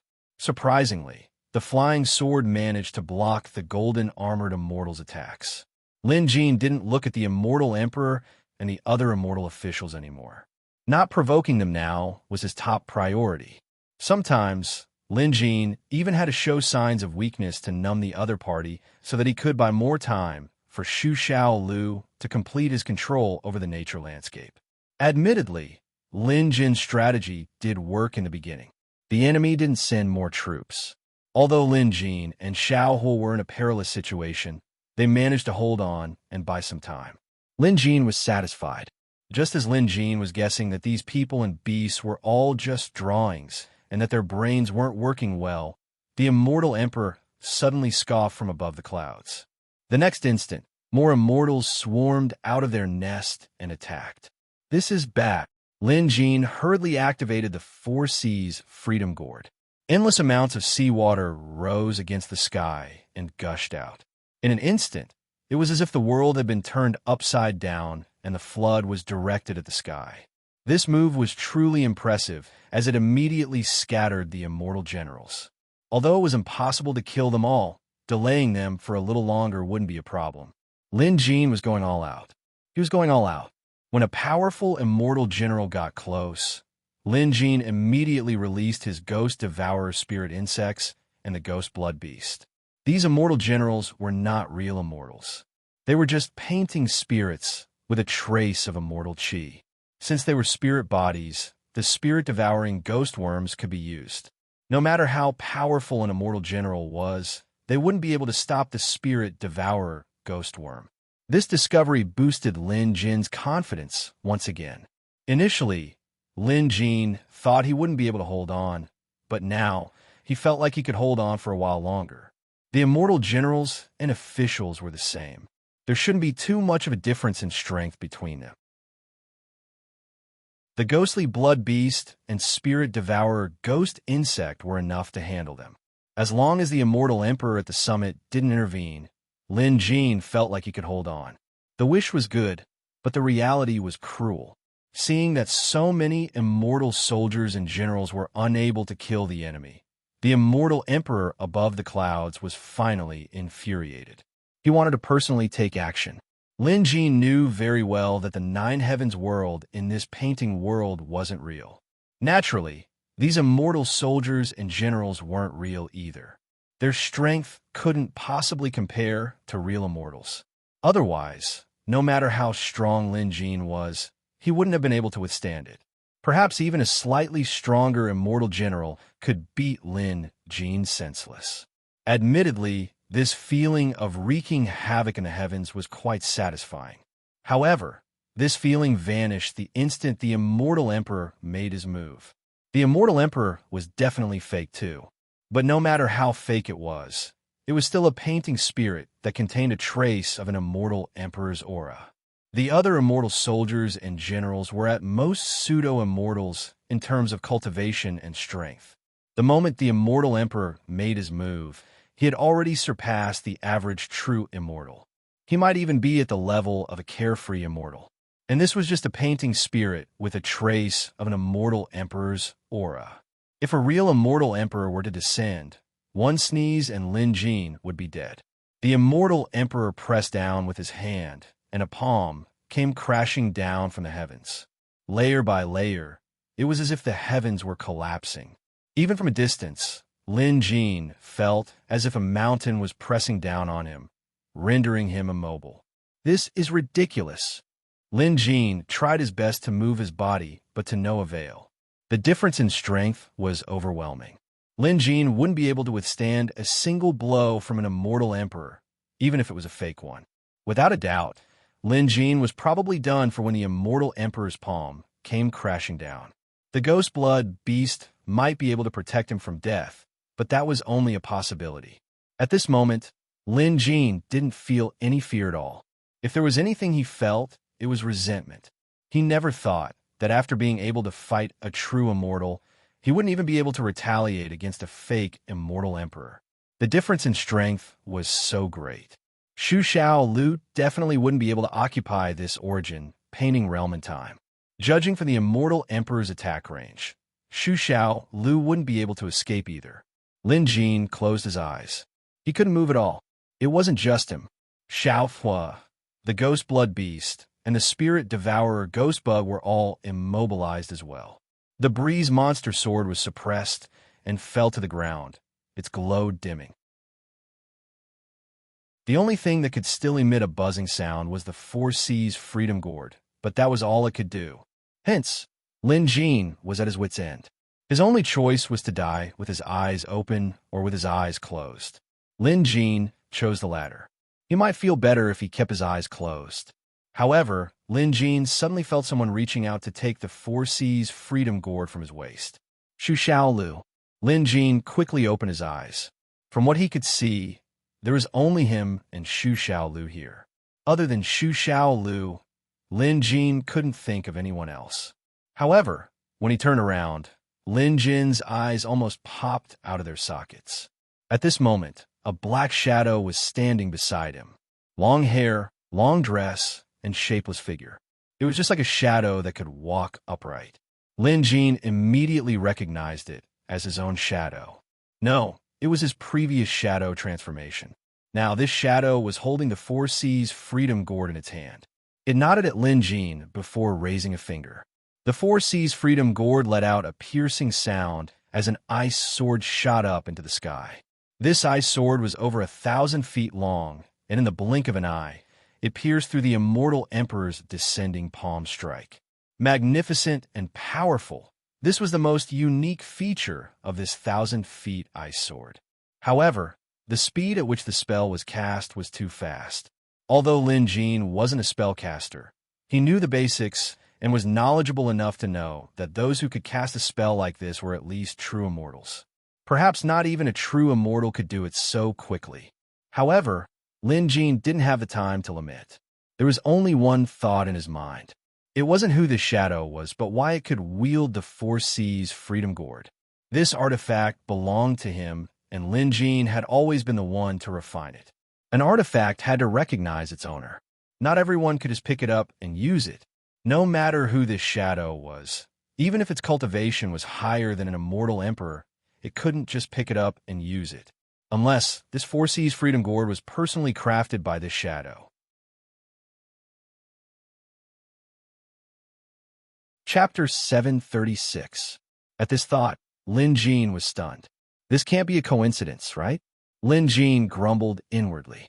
Now that the immortal emperor's immortal palm was pierced through, the spell was broken and Lin Jin could move again. He immediately summoned Xiao Hua back to his side. At the same time, blood gushed out of his body, forming a floating sea of blood above his head. Only then did he feel a sense of safety. Meanwhile, the shadow was already engaged in a battle with the immortal emperor above the clouds. The shadow was currently wielding an icicle sword. Lin Jin had no idea where he got it, but he guessed that it was most likely created by condensing the water from the Four Seas gourd with extreme frost energy. Immortal Emperor Hua Ling was fierce, but this shadow was even fiercer.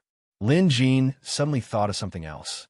If the shadow could move on its own, why did it hide itself? Lin Jin watched the battle in the sky. The terrifying spell could easily destroy a large part of the immortal palace. A battle like this wasn't something Lin Jin could participate in. There were many questions, but for now, it seemed like this mysterious and powerful shadow was helping Lin Jin. This was obvious from how the shadow managed to destroy the immortal energy palm earlier. Putting aside the other party's motive for doing so, it was true that he had just saved his life. At first, Lin Jin was worried about the shadow. But after seeing the shadow gaining the upper hand with the Four Seas gourd, Lin Jin no longer worried. When she looked at the book building again, she had almost become one with the surrounding origin painting world. Compared to the shadow Lin Jin didn't understand, Xu Xiao Lu was clearly more trustworthy. Hence, Lin Jin hoped that Xu Xiao Lu could hurry up and take control of the unending nature painting as soon as possible. This was the safest way. At that time, even if he couldn't win, he would be able to escape. Xu Xiao Lu controlled the Supreme Mountain River diagram and could directly seal off this painting world, then instantly bring him to the first painting world, or even directly leave the Supreme Mountain River diagram. This was the advantage of having the unending nature painting. The battle in the sky grew louder and louder. Even the sea of clouds in the Nine Heavens world was pierced through in several places. Some were even flooded with seawater and sealed in ice. Although Lin Jin only managed to catch a glimpse of the battle, he was already stunned by what he saw. We can't afford to offend him, Lin Jin mumbled to himself. All he could do now was wait. Also, since Shadow had taken his Four Seas Freedom Gourd, he had to get it back. As time passed, the intense battle could no longer be seen from below. However, they could still hear the muffled sounds coming from the ninth heaven. Occasionally, a light would appear between the clouds. Suddenly, a loud sound came from the nine heavens. In the next moment, the nine heavens fell silent. The sudden silence from the previous chaos was rather unsettling. Lin Jin was stunned as well. Something was clearly off. It was clear that the outcome of the battle above the nine heavens had already been decided. However, Lin Jin had no idea who would win. Xu Xiao Lu, is there still no results on your side? Lin Jin turned to Xiao Shu anxiously. By now, only a small part of Xiao Shu's silhouette remained outside. 99% of him had entered the origin art world and was probably going to end soon. Just then, Lin Jin sensed something behind him. Turning around, he saw Shadow standing behind him with a bloody head in his hand. It was a frightening scene. Firstly, Lin Jin had no idea when Shadow appeared behind him. This meant that Shadow's movement skill was extremely strange, so strange that even Lin Jin and his pet beast couldn't detect it. Also, the head in Shadow's hand was wearing an emperor's crown. It clearly belonged to the immortal emperor above the nine heavens. Oh my god, did this guy just kill an immortal emperor? Although it was a fake immortal emperor who only had a trace of the immortal emperor's immortal aura, he was still a peerless immortal emperor. Lin Jin couldn't even take one hit from him, and yet Shadow managed to kill such an existence. Lin Jin stopped moving. Beside him, Xiao Hua let out a low growl. However, it was obvious that Xiao Hua was extremely wary of Shadow. Of course, if Shadow wanted to do something now, no one could stop him. Lin Jin never expected such a terrifying existence to be hidden within the unending nature landscape. If this matter were to spread, Lin Jin would immediately become the world's #1 expert. Even true immortals like Sage Miao Yin and Sage Mystic Moon might not be his match. However, when Lin Jin compared himself to the rank 9 immortal devouring beast, he immediately came to a conclusion. Although the Shadow was strong, he was probably weaker than the rank 9 immortal devouring beast. The shadow was now less than 3 feet away from Lin Jin. Still, he could only see the silhouette of the shadow, but not its facial features. The shadow first glanced at the Four Seas Freedom Gourd in his hand before reluctantly handing it back to Lin Jin. Then, holding the immortal emperor's head with both hands, he turned and walked away. Lin Jin wanted to say something, but he swallowed his words back down. What should he say? At a time like this, staying silent was the wisest choice. Perhaps he would miss out on many secrets. Perhaps he would never be able to find answers to some of his questions. But this was the safest and safest choice. Seeing how the shadow was hugging the man's head as if he was hugging a lover, Lin Jin was 90% sure that the shadow wasn't normal. To communicate with an abnormal being that couldn't even be considered human, there must be something wrong with this person as well. Since Lin Jin was a normal person, he decided not to take any risks. As he stared at the shadow's back, Lin Jin had a feeling that the shadow's fluttering clothes must be luxurious, and that fluttering ribbon reminded him of the Immortal Palace's empress. Lin Jin had seen the Immortal Emperor's portrait in the Book of Immortals, so naturally, he had seen the Immortal Queen's portrait as well. Now, both of them were strangely similar. Lin Jin wasn't making wild guesses. The shadow was hugging the Immortal Emperor's head as if he was hugging a precious treasure. This was an action that only lovers would do. So who was the Immortal Emperor's lover? Only the Immortal Queen. Besides, Lin Jin was reminded of something else. Back at the Immortal Queen's spirit pond, the Four Seas Freedom Gourd had automatically swallowed all the water in the spirit pond. Because of this, Lin Jin was almost ganged up on by many immortals. Hence, the memory of that incident was deeply etched in his mind. That spirit pond was the Immortal Queen's spirit pond. With this, Lin Jin was once again connected to the Immortal Queen. In addition, this shadow was able to use the Four Seas Freedom Gourd at will, and he seemed to be very familiar with it. Lin Jin could easily relate it to the Immortal Queen. Of course, these were just Lin Jin's speculations. At that moment, Lin Jin felt a chill emanating from the Four Seas Freedom Gourd in his hand. Picking it up, he immediately noticed that the gourd had changed. The gourd's mouth was emitting a deep blue cold air. Activating it, an icicle shot out with a chilling aura. The Four Seas Freedom Gourd had been reforged. Lin Jin thought about it. It must have happened when the shadow was using the Four Seas Freedom Gourd. This made Lin Jin even more certain that the shadow was the Immortal Queen.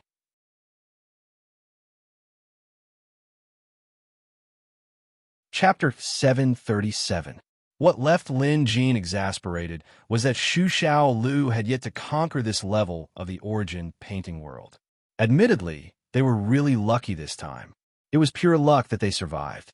If Shadow hadn't intervened at the crucial moment to suppress Immortal Emperor Hualing, both Lin Jin and Xu Xiao Lu would have died here. That was pure luck.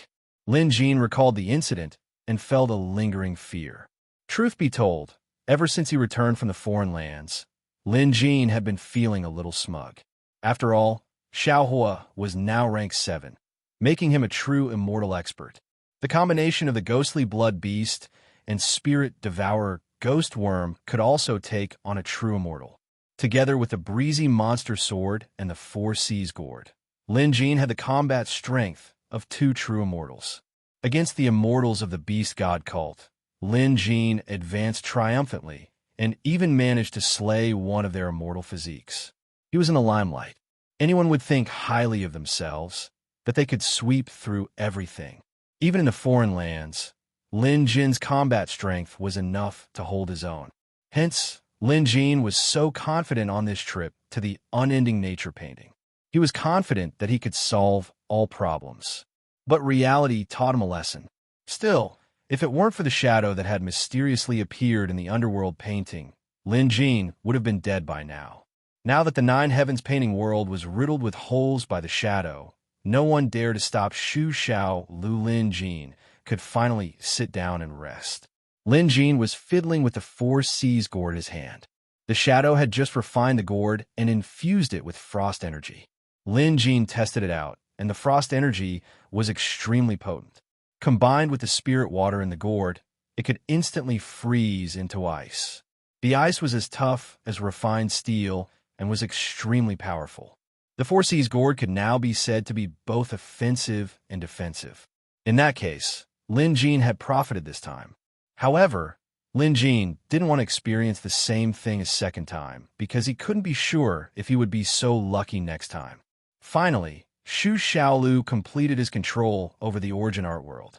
To Lin Jin, this was an impossible mission, but he managed to complete it by sheer luck. In an instant, Xu Xiaolu's figure vanished completely, becoming one with the origin painting world. Moments later, he reappeared and said 2 words to Lin Jin. Done. Lin Jin was so enraged that he exploded. He scolded them and recounted the entire incident in a way that was 10 times more thrilling. Xu Xiaolu also nodded. This, I already knew when I took control of the origin painting world.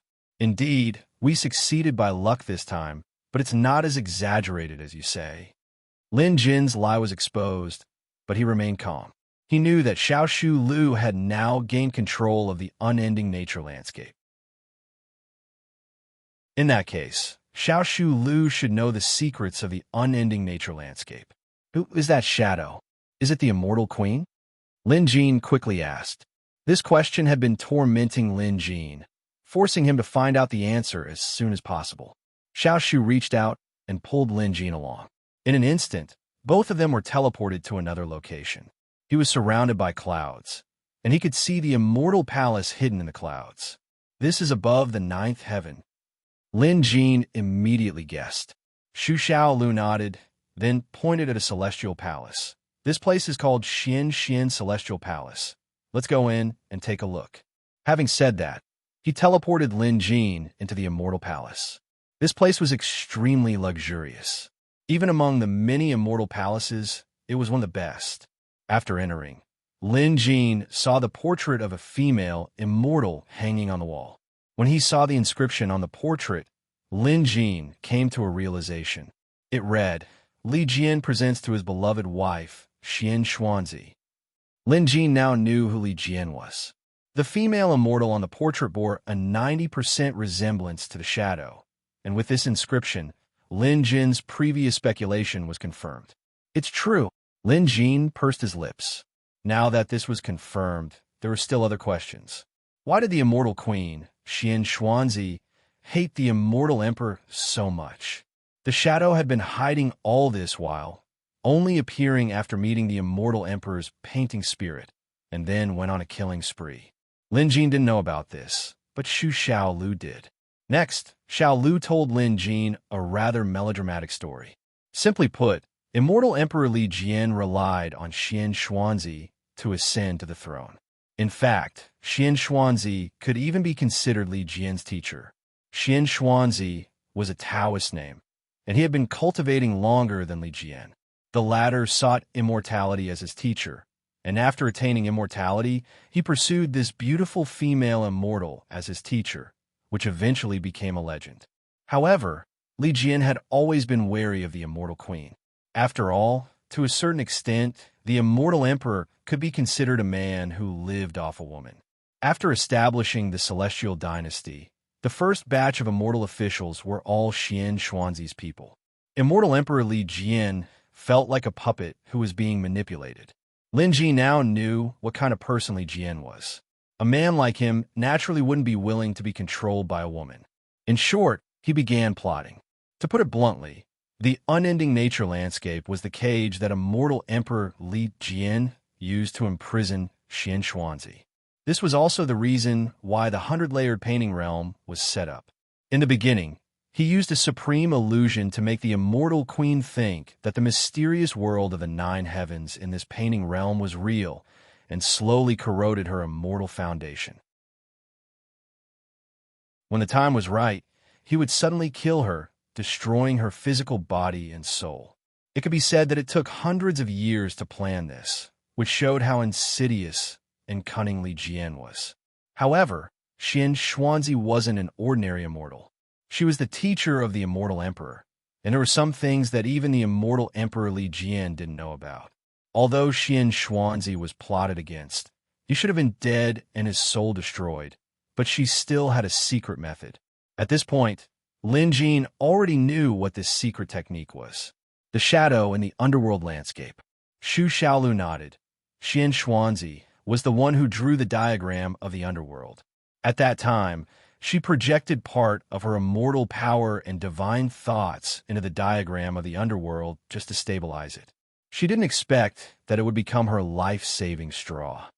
Although Xian Xuanzi was plotted against and her soul was destroyed, her shadow remained in the underworld landscape.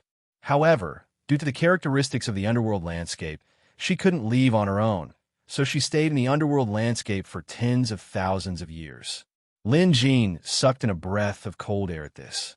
Every day during these tens of thousands of years must have been extremely torturous. He had no idea how Xian Xuanzi got through it. Lin Jin felt it was unfair for her. At the same time, he hated immortal Emperor Li Jian's methods and ruthlessness. In order to confuse Xian Xuanzi, he deliberately created a mysterious world of the 9 heavens and a fake version of himself. What kind of grudge did he have against the person who shared the same bed as him? Lin Jin couldn't figure it out. Moreover, he felt that it was normal that he couldn't figure it out. If he did, wouldn't he be as shameless as Li Jian? In the end, Xian Xuanzi's shadow borrowed Lin Jin to get rid of the restraint of the underworld landscape, appeared here, and killed immortal Emperor Hualing.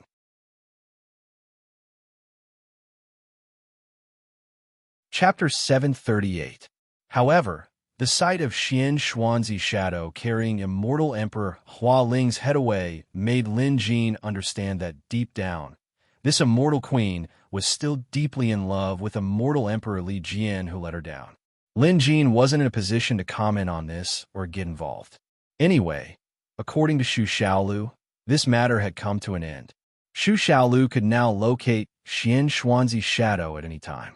The shadow had brought the immortal emperor's head to an extremely secretive place in this painting world. That was Xian Xuanzi's place of worship. It was also where Li Jian sought immortality and where she taught him immortality. Perhaps that was the best place for Xian Xuanzi. She won't lose control, will she? Lin Jin asked, referring to the immortal queen, Xian Xuanzi. Lin Jin wasn't worrying for nothing, but the immortal queen was too powerful. If she wanted to do something, no one could stop her. Xu Xiaolu was the same. Xu Xiaolu had clearly thought about this. If she wants to leave, I can't stop her.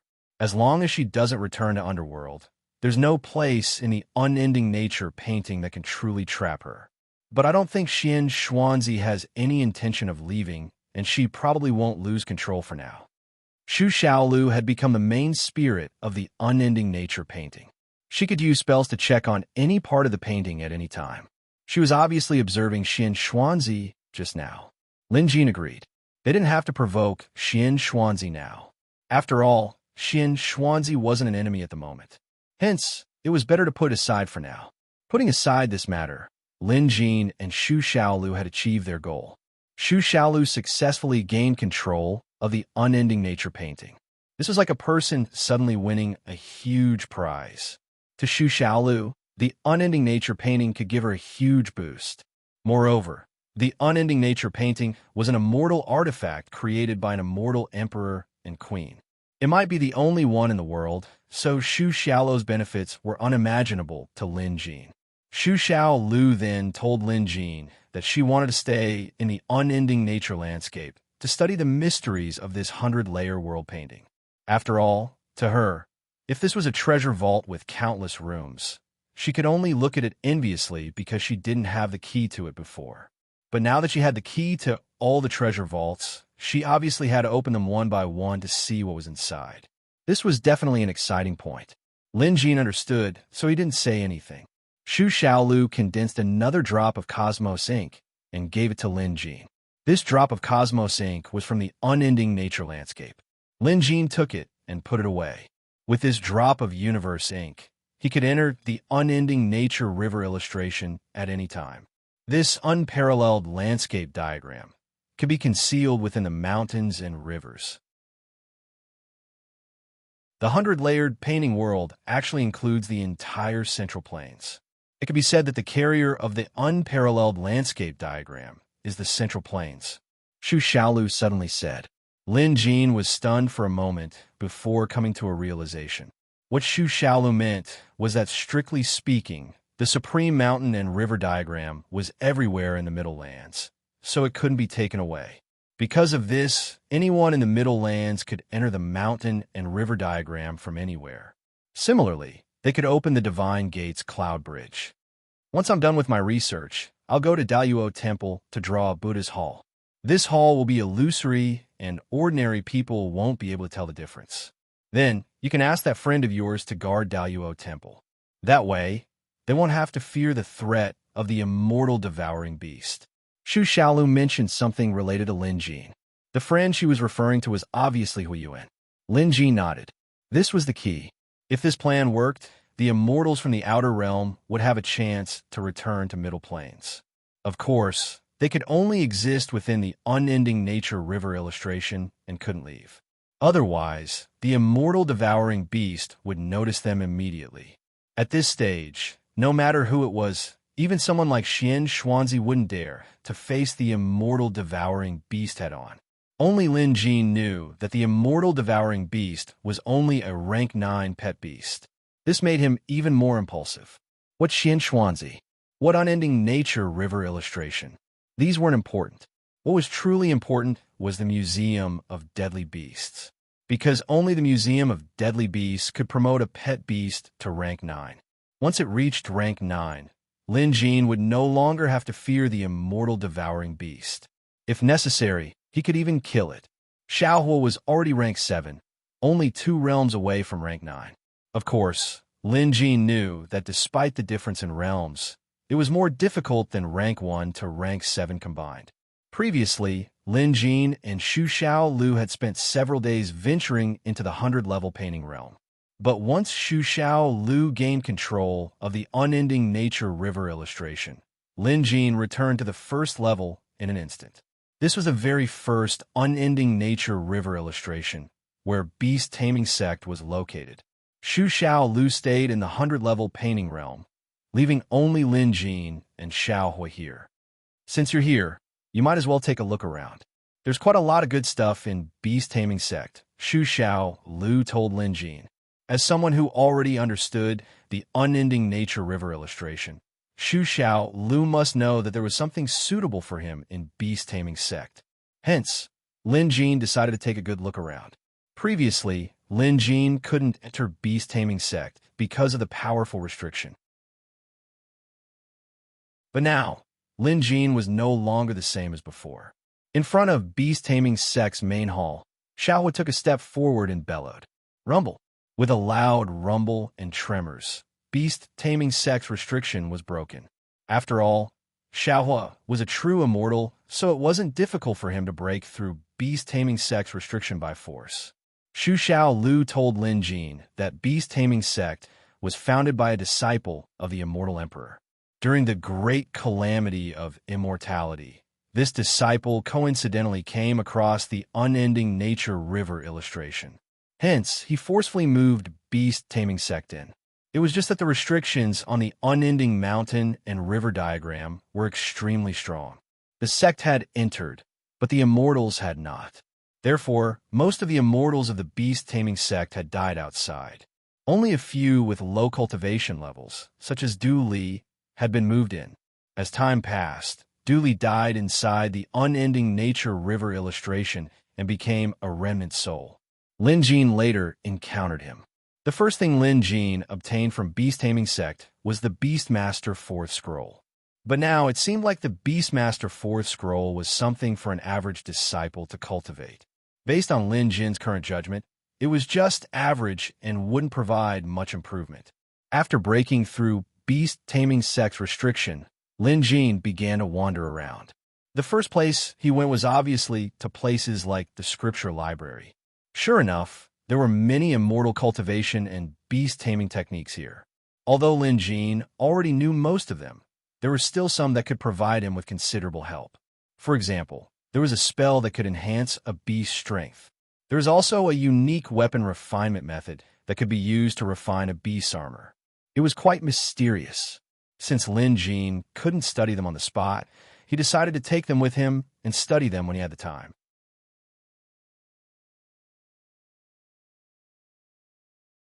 Chapter 739. Other than some cultivation methods, Lin Jin also found quite a number of treasures in the beast-taming sect. It seemed like these immortal sects loved to collect these items and were reluctant to use them. They had been dead for thousands of years, but these items were left behind, benefiting future generations. Since Lin Jin was this future generation, he didn't hold back and took all the treasures. After a bit more searching, the beast-taming sect ran out of good stuff. Had it been anyone else, they might have been able to find quite a bit, but to Lin Jin, these items weren't worth his attention. After exiting the beast-taming sect, Lin Jin planned to leap out of the unending nature landscape. However, he suddenly remembered something and looked up at the clouds above.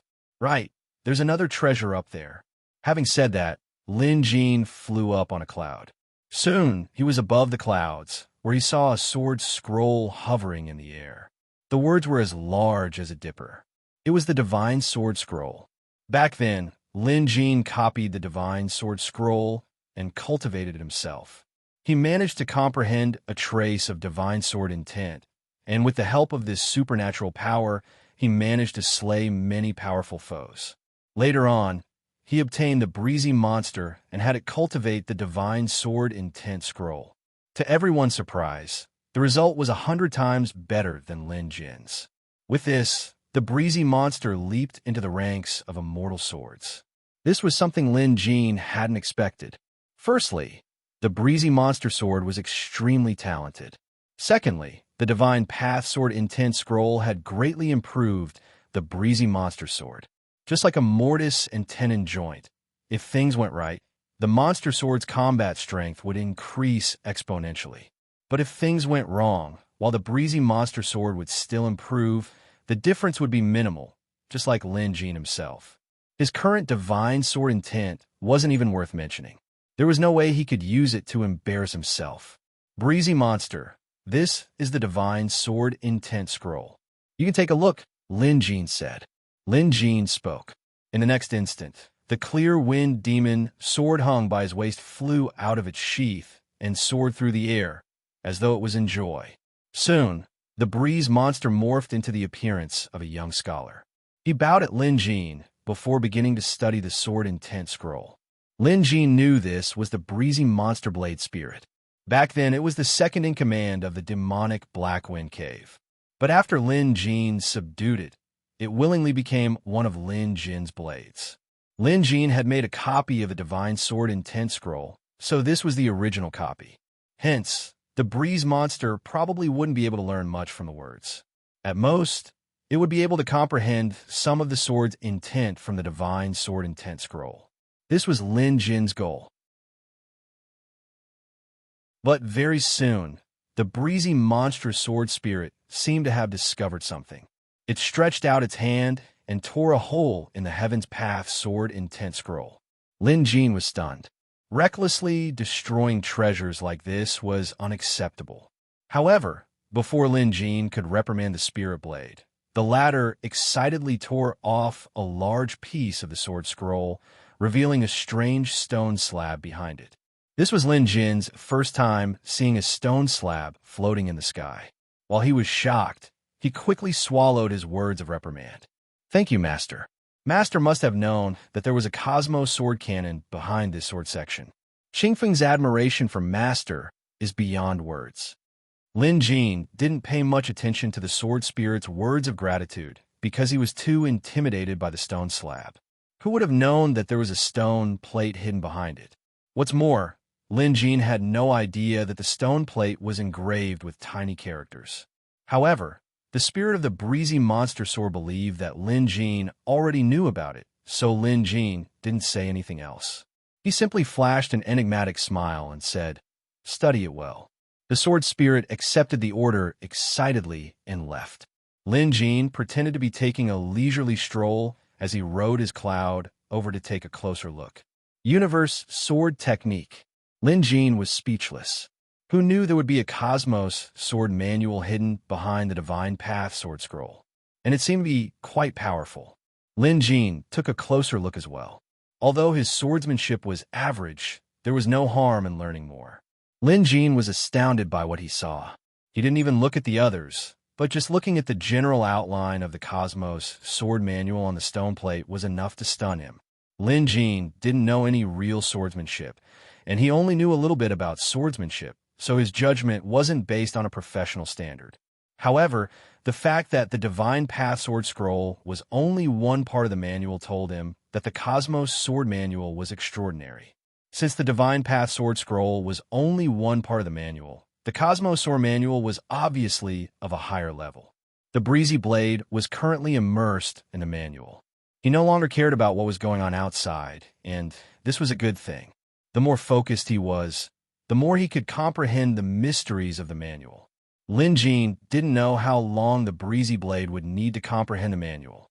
It could be a few hours or a few days. But there was no need to keep waiting here. Lin Jin tapped on the Cosmos ink and left the unending nature landscape. There were still many things to do outside. For example, the next visitation hall would be opening soon. Lin Jin wanted to renovate the small yard in Maple City. He also had to continue searching for the Beast God cult and Patriarch Shui Pao's whereabouts. Also, he had to go to an extraterrestrial land and bring Hui Yuan into the unending nature landscape. There were so many things to do. Lin Jin was now free and unfettered. Worldly forces could no longer affect him, be it high-ranking officials, royalty, or even premium countries. Lin Jin didn't care about them at all. Jade Dragon Kingdom's emperor, He Qian, had requested an audience with Lin Jin several times, but to no avail. The emperor of Spiral Country was smart enough to only request an audience twice. When nothing came of it, he stopped bothering Lin Jin. After all, everyone knew how busy Lin Jin was. Lin Jin could understand why He Qian was anxious. After all, compared to other forces, Jade Dragon Kingdom was too weak. In this week, Jade Dragon Kingdom just had to be sucked into the biggest vortex in Heartland. If they weren't careful, they would be swallowed whole. As Jade Dragon Kingdom's emperor, how could He Qian not be anxious? However, no matter how anxious He Qian was, Lin Jin wouldn't meet him right away. It was the same now. Lin Jin was going to an extraterrestrial land to bring Hui Yuan back. Firstly, it was to fulfill his promise to Daluo Temple. Secondly, Lin Jin would gain a helper. However, this helper could only stay within the unending nature landscape and couldn't step out. Even so, as long as it was used properly, it could still be of great use. Of course, if other immortals were willing to come, Lin Jin would be more than happy to bring them back as well. Setting aside his journey, Lin Jin arrived at the extraterrestrial land 2 days later. During this time, he informed Chun Xinkong and Qin Yunshang about the situation in the visitation hall. Entering the extraterrestrial land once more, Lin Jin no longer felt the same way he did the first time. It felt like he was returning to a familiar place. Inside Xian Dao sect, Hui Yuan nodded in agreement without much thought. Daluo Temple was indeed related to him. After almost being wiped out, Hui Yuan didn't want this sect to go extinct. At the end of the day, they were considered his disciples, so he couldn't just leave them to die.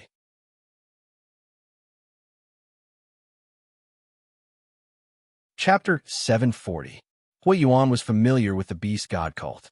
They had crossed paths before the great calamity of immortality, and it could be said that there was a grudge between them. This time, it was a new grudge on top of an old one. As for Patriarch Shui Pao, Hui Yuan didn't know much about him. Reverend Miao Yin, on the other hand, knew who he was. He had even met Patriarch Shui Pao before, but to think that the latter had turned into an evil being. After all, no matter how powerful Reverend Miao Yin was, he couldn't predict what would happen 1,000 years later. Upon hearing that Lin Jin could use the Sky Gate's cloud bridge technique to connect reality and the painting world, even true immortals like Hui Yuan and Reverend Miao Yin were dumbfounded. What a bold idea, and a stunning one at that.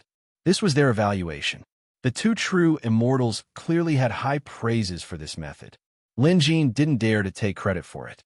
He wasn't the one who came up with this idea. It was Xu Xiao Lu. Xu Xiao Lu was the one to carry it out while Lin Jin was just an errand boy. Returning to Middle-earth was the dream of many immortals. Now that their wish had been fulfilled, they were elated. However, the risks involved were great. Although Lin Jin had described this plan in an extravagant manner, it had never been done before. Whether or not the immortal devouring beast could be fooled was another matter. If it didn't work, they wouldn't even be able to escape. Hui Yuan trusted Lin Jin. Since the beast god cult could fool the immortal devouring beast with the black fog cage, Lin Jin should be able to use the painting world as well. In short, Hui Yuan decided to follow Lin Jin. In Xian Dao sect, Lin Jin left behind a painting. This painting was painted by Xu Xiao Lu, but before he entered Xu Xiao Lu's painting world, Lin Jin only had one drop of universe ink, so he couldn't leave it behind. To Lin Jin and Xu Xiao Lu, this painting was as good as a door to their future. If they were to return to the outside world in the future, it would be much more convenient. Tapping on the universe ink, Lin Jin and Hui Yuan entered the painting one after the other. Up in the sky, the breeze monster sensed Lin Jin's aura and flew over in a flash. What a peerless, immortal sword! Monk Hui Yuan couldn't help but exclaim when he saw the sword light. For a true immortal like fire-cultivating Monk Huiyin to praise it so highly, the breezy monster's aura was clearly much stronger than before. Even Lin Jin felt like he was getting to know the breezy monster all over again. Without a doubt, a few days of studying and cultivating the Cosmos Sword Sutra had greatly improved the Qingfeng Demon Sword. Back then, when he was comprehending the Heavenly Tao Sword Sutra, the Qingfeng Demon Sword had already reached the immortal sword realm. Now it had undoubtedly advanced to the next level. Lin Jin stretched out his hand, and the Qingfeng Demon Sword floated above his palm. Looking at the sword, it seemed to be even longer than before. The edge of the sword was even sharper and shone with a green glow. This had never happened before. Immortal swords are rare even during the golden age of the immortal Tao. I once met a high official of the immortal dynasty, the devil-sweeping great emperor. The devil-sweeping sword in his hand was strong enough to kill a true immortal. This one here has quite the might of the devil-sweeping immortal sword. Hui Yuan's words allowed Lin Jin to confirm the grade of the breeze monster sword. Just like how Xiao Hua leveled up from rank 6 to rank 7, the breeze monster sword went through a similar process. The two magic treasures that Lin Jin was most comfortable with were the breeze demon sword and the Four Seas calabash gourd. Both of them had been upgraded in the unending nature landscape. This meant that Lin Jin's strength had increased by leaps and bounds. This was good news. Just then, a divine gate appeared before them, and Xu Xiao Lu's figure appeared. The current Xiao Lu of books looked very different from before. The Xiao Lu of books from before was more lively and full of life, but the Xiao Lu of books that appeared now had an additional sense of calmness and majesty. "This is Master Hui Yuan," Lin Jin introduced. Xu Xiaolu bowed. Hui Yuan, on the other hand, looked shocked as he quickly returned the greeting with a respectful demeanor. Lin Jin guessed that Xu Xiaolu must be carrying the aura of an immortal queen. After all, this unending nature landscape was drawn by immortal Emperor Li Jian and immortal Queen Xian Xuanzi together. As the painting spirit of the unending nature landscape, Xu Xiaolu must have been tainted by their auras. As a true immortal, it wasn't surprising that Hui Yuan could sense it. "Master Hui Yuan, I've drawn a painting in Daluo Temple's 9 Zen Pavilion. Come with me." Xu Xiaolu went straight to the point. Lin Jin was curious. Since when did Xu Xiaolu draw in Daluo Temple? Did she know how to clone herself? Soon, Lin Jin realized that Xu Xiaolu was a little strange. Upon closer inspection, it was different from the Xu Xiaolu he was familiar with. Perhaps noticing Lin Jin's confusion, Xu Xiaolu explained, "This is a clone technique I learned. My real body is still inside the origin painting realm." Lin Jin finally understood. It was convenient for Xu Xiaolu to use her clone to draw and guide him. However, Lin Jin could tell that Xu Xiaolu needed time to study the unending nature landscape. Otherwise, She wouldn't have been so busy that she only sent a clone over. But if a clone already had such an aura, what would Xu Xiaolu's real body look like? Lin Jin was curious to find out. Xu Xiaolu's clone soon brought Lin Jin and Hui Yuan to an interesting place. It was also on the first layer of the painting realm, but it was clearly newly opened. Lin Jin found the mountain before him familiar. Isn't this Mount Daluo? Lin Jin snapped out of his daze. Daluo Temple was depicted on the mountain, and it looked exactly like the real Daluo Temple. Lin Jin understood at once. Xu Xiaolu's supernatural power was truly amazing. With this, she could sneak in the Sky Gate cloud bridge that connected to Daluo Temple. Lin Jin could even see 3 layers of restrictions around Daluo Temple. Lin Jin understood at once. Although Hui Yuan couldn't leave the unending nature landscape to enter Daluo Temple, the monks of Daluo Temple could enter the unending nature landscape without anyone noticing. With this, it would be much easier for Hui Yuan to manage Daluo Temple and teach Buddhism. Admittedly, this was a wonderfully designed place. Jinyan, who was traveling with them in the grassy continent's Daluo Temple, looked exhausted. He knew that his virtue, dharmic teachings, and cultivation were not enough to lead Daluo Temple. So he had been under a lot of pressure lately. Daluo Temple mustn't fall. But Obsession knew that he couldn't do anything about it. Truth be told, he had no choice but to let Lin Jin take over Daluo Temple. After all, Lin Jin wasn't a monk, nor did he study Buddhism. Even Obsession thought it was a far-fetched idea, but there was nothing he could do about it. Fortunately, Lin Jin offered to help Daluo Temple find an abbot with top-notch morals, cultivation, and dharma. But where were they supposed to find one? Just then, a young monk ran in excitedly and said, "Senior Jinyan, there's a Buddha's glow. There's a Buddha's glow in 9 Zen Pavilion." Buddha's glow? Jinyan's first reaction was disbelief. Buddha's glow could only be manifested by a Buddha. How could there be a Buddha in this world?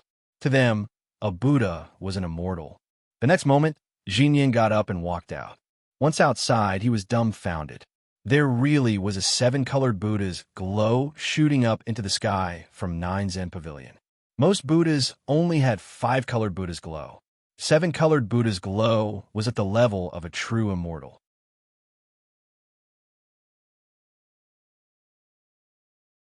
Chapter 741. News of Daluo Temple's 7-colored Buddha's light spread like wildfire. The monks of Daluo Temple were the first to find out. Almost at the same time, the citizens of the grassy continent who lived in the towns at the foot of the mountain learned of it. Those who chose to settle down around Daluo Temple were all believers of Buddhism. In the grassy continent, where people mainly worshipped the beast deity religion, they were considered an anomaly. There weren't many of them, not even 10% of the population. However, to the grassy continent, Daluo Temple was like a nail. Small as it was, once it was nailed in, it would be difficult to remove it. The beast deity religion couldn't be blamed for purging Daluo Temple.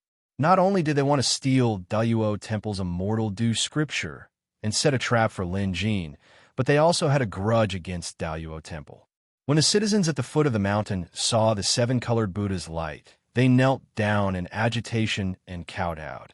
In an instant, the news of the true Buddha appearing seemed to have grown wings as it began to spread.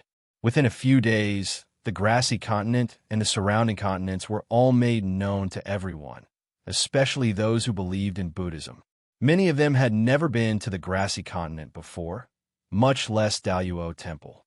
However, they were still beaming with joy when they talked about it. It was as if they had seen the Buddhist light with their own eyes. Qingzhou was a small continent with only a small country, not even an intermediate one. While the smaller countries were mostly Buddhist, Qingzhou had many temples with many Buddhist disciples. Currently, many monks in Qingzhou's temples were discussing Daluo Temple. The temples in Qingzhou rarely interacted with Daluo Temple.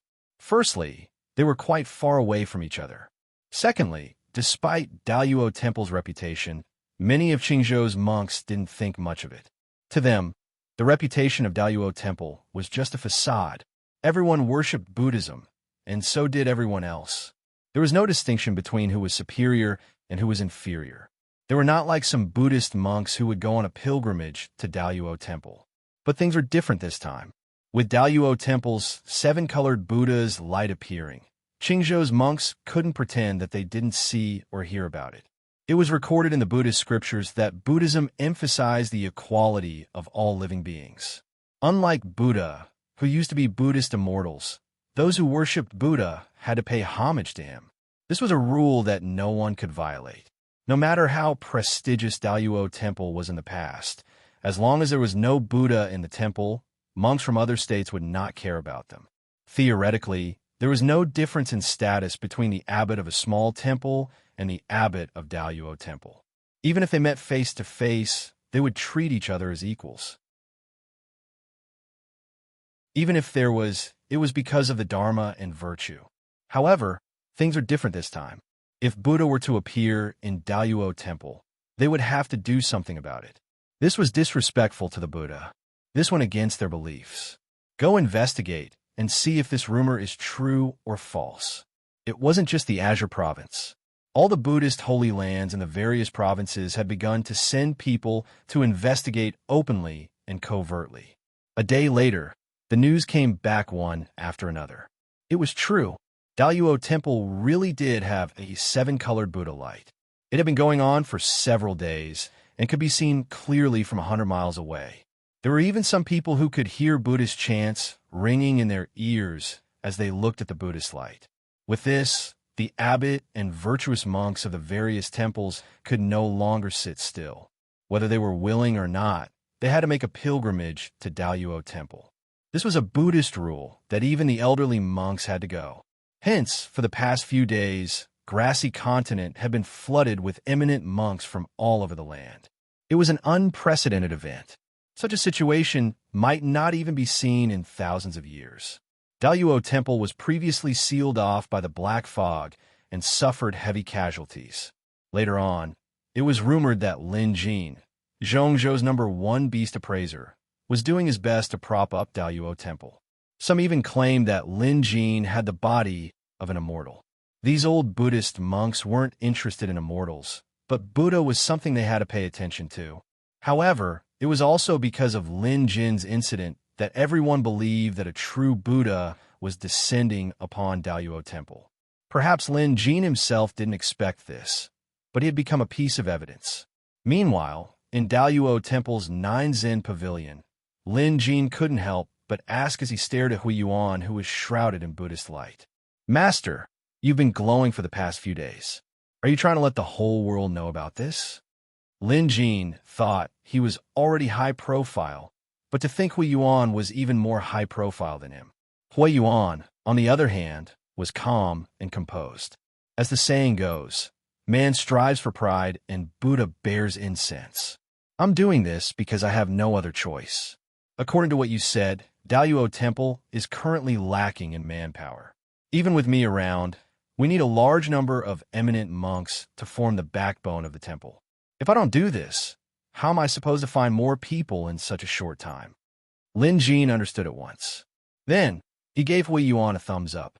Indeed, Hui Yuan's idea was brilliant. Using the appearance of Buddhist light as an opportunity to attract eminent monks from all over the world. Then he could start a Buddhist sermon. With Hui Yuan's current level, even if he spoke eloquently for more than a decade, he might not repeat the same thing. The so-called eminent monks of Zhongzhou obviously couldn't compare to Hui Yuan. After all, there was too much of a difference in age. No matter how talented one was, how many years could one study Buddhism? This was a competition of accumulation and stability. In this aspect, Hui Yuan, who had lived for thousands of years, was invincible.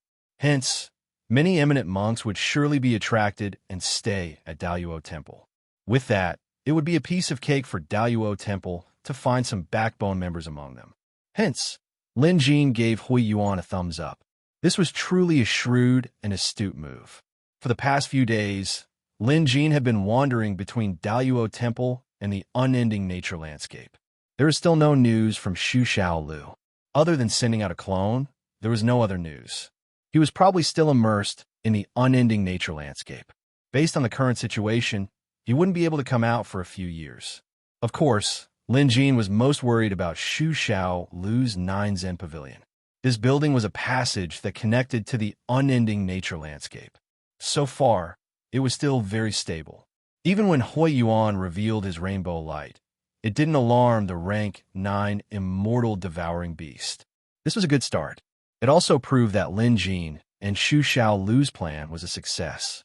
As long as Hui Yuan didn't step out of the painting world, the rank 9 immortal devouring beast wouldn't be alarmed. Lin Jin had reminded Hui Yuan repeatedly because he was afraid that the man hadn't truly experienced the terror of a rank 9 immortal devouring beast.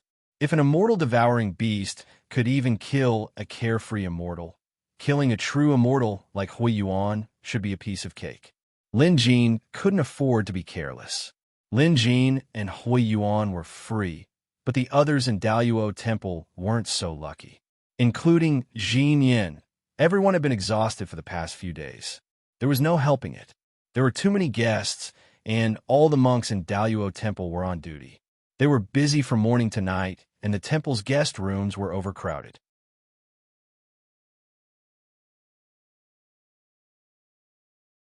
Chapter 742. Daluo Temple had never been this busy in the past. What shocked Jin Yin the most was that among the guests, many of them were highly respected eminent monks. Their statuses were definitely higher than his. Even the abbot of Daluo Temple had to stand up and greet them when they saw them. This made Jin Yin tense up, and he dared not make a single mistake. However, Jin Yin was much more experienced in handling the situation. After all, he knew that the one in charge of Daluo Temple now was a Buddha at the level of a true immortal. Hence, no matter who it was, they had to be respectful as if they were on a pilgrimage. This made Jin Yin feel a surge of emotions.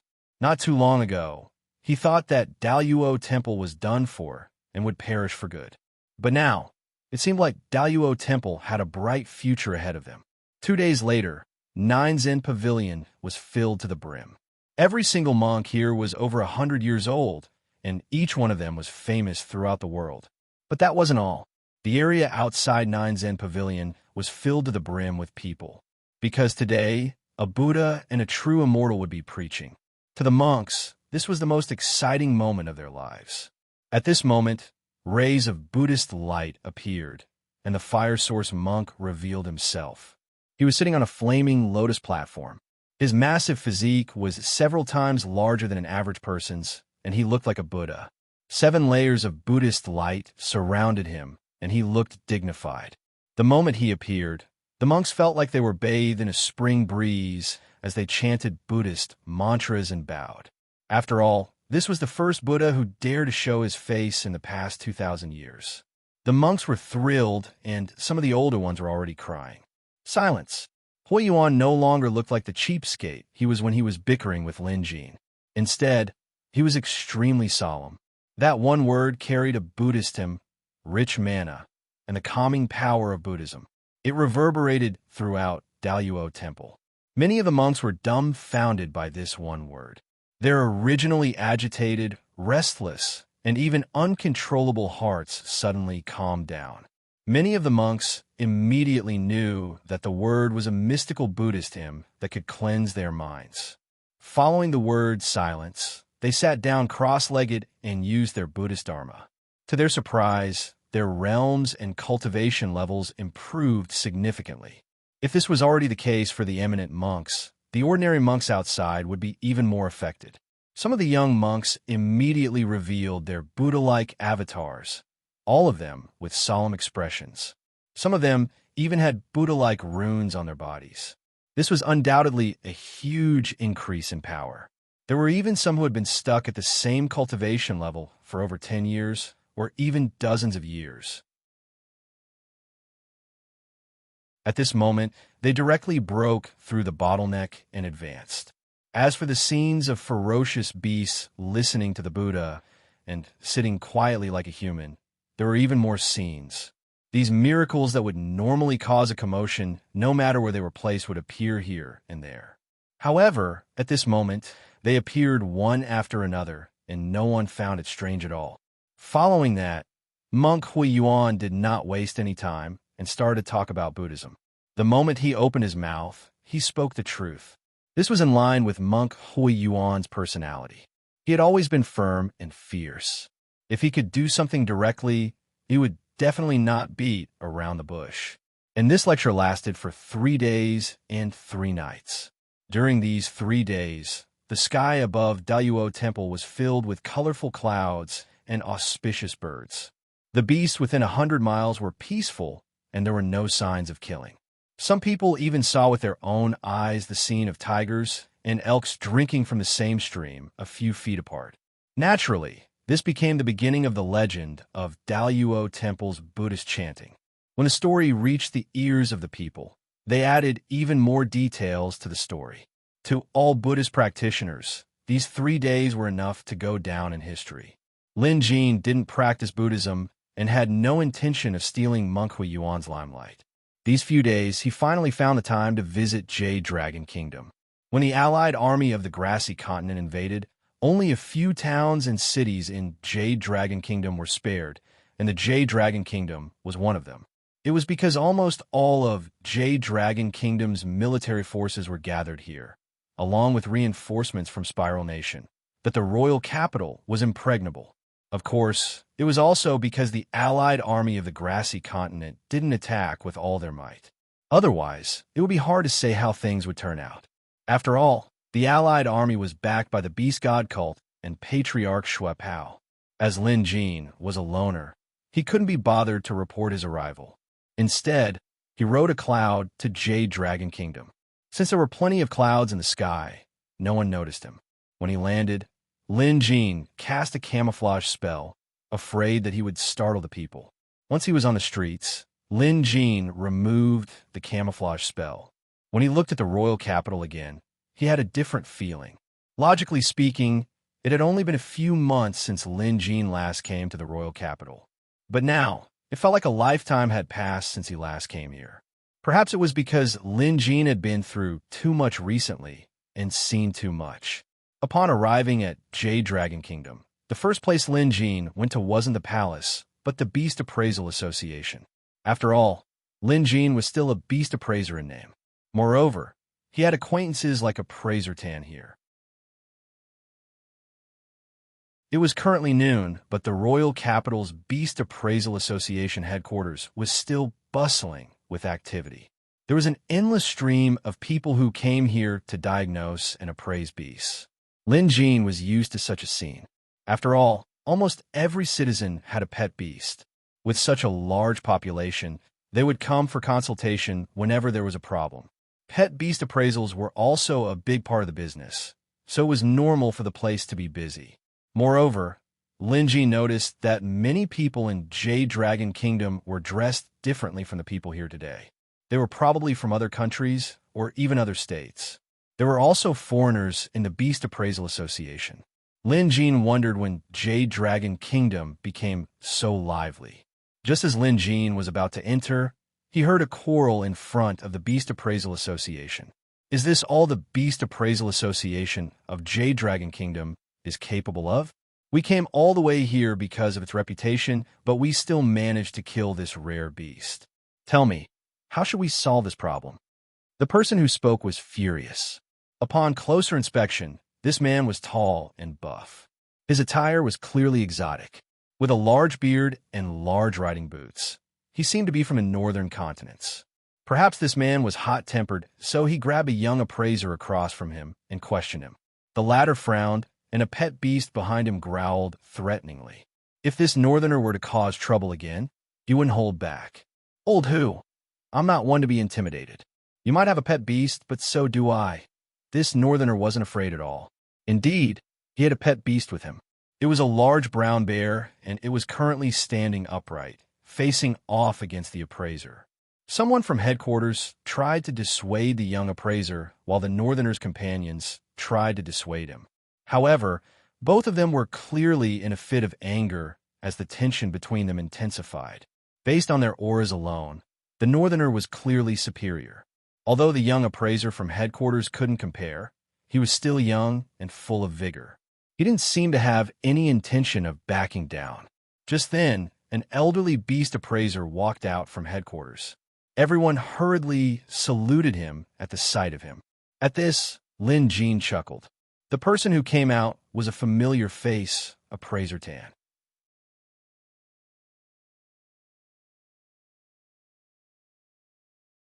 Chapter 743. Appraiser Tan remained composed. After all, he was a seasoned beast appraiser and the most experienced one in Jade Dragon Kingdom. He was the anchor of Jade Dragon Beast Appraisal Association headquarters, so it was only natural for him to remain calm. Appraiser Tan. The young beast appraisers immediately bowed respectfully. What happened? Tan Sun asked softly. Although his tone was calm, he exuded an intimidating aura. The young beast appraisers immediately explained the situation. Then, the man from the north spoke up. Sir, my name is Hudabiao. I came all the way from northern continent, Mongolia, to Jade Dragon City just for the reputation of Jade Dragon Beast Appraisal Association. I thought Appraiser Lin had been to a place where his skills must be superb, but I didn't expect your beast appraiser to be so incompetent. My rare beast died, just like that. Clearly, Hudabiao had a tendency to yell when he spoke. He wasn't trying to pick a fight. Tan Sun nodded, then turned to the beast that was being carried on a stretcher. This ferocious beast was an eagle. It wasn't small, but it was motionless and lifeless. Tan Sun went up to take a closer look and frowned. As one of the most experienced rank 3 beast appraisers in Jade Dragon Beast Appraisal Association, he was undoubtedly skilled in beast appraising. One look at the eagle, and he knew something was wrong. This was an extremely rare beast. It was a natural rank 3 Tempest Eagle. It was one of the best rare beasts and was extremely valuable. In other words, if the beast's death was due to a careless mistake on the part of headquarters, it would be a huge problem. Due to Lin Jin's current reputation, a lot of people had been visiting Jade Dragon Beast Appraisal Association recently. Some came to appraise and treat beasts because of Lin Jin's reputation. Some came to challenge the association with ill intentions, hoping to make a name for themselves, and some just came to watch the show. Hence, headquarters have been extremely busy for the past few days. Being too busy meant that mistakes were bound to happen. Tan Sun's heart sank. Still, the old beast appraiser was calm. Tan Sun's expression was solemn, but he didn't reveal anything else. Instead, he began to carefully examine the Tempest Eagle. He was indeed dead. There was no aura and no pulsation of internal meridians. Looking again, there were no external injuries. Touching the body, the bones were intact. Looking at the eyes and nose, there was nothing special. Tan Sun quickly examined the Tempest Eagle, but he knew that this was only on the surface. Tan Sun turned his head and asked, "Who was in charge of the treatment previously?" A young appraiser stepped forward and bowed. "Appraiser Tan, it's me. Tell me what happened." Tan Sun took his time. Perhaps it was because of his composure that the people around him gradually calmed down and were no longer as hostile as before. By the time the young appraiser was done, Tan Sun's brows were furrowed. Based on Tan Sun's knowledge, he could tell that the young appraiser had been handled improperly. But at the same time, the Tempest Eagle's condition was strange. Logically speaking, it shouldn't have died on the spot. Therefore, there must be something hard to find out. Of course, Tan Sun didn't suspect that Hudabiao was deliberately trying to scam him. No one would be so stupid as to use a rare beast like the Tempest Eagle to scam him. After all, a rare beast like this could easily advance to rank 4 if nothing went wrong.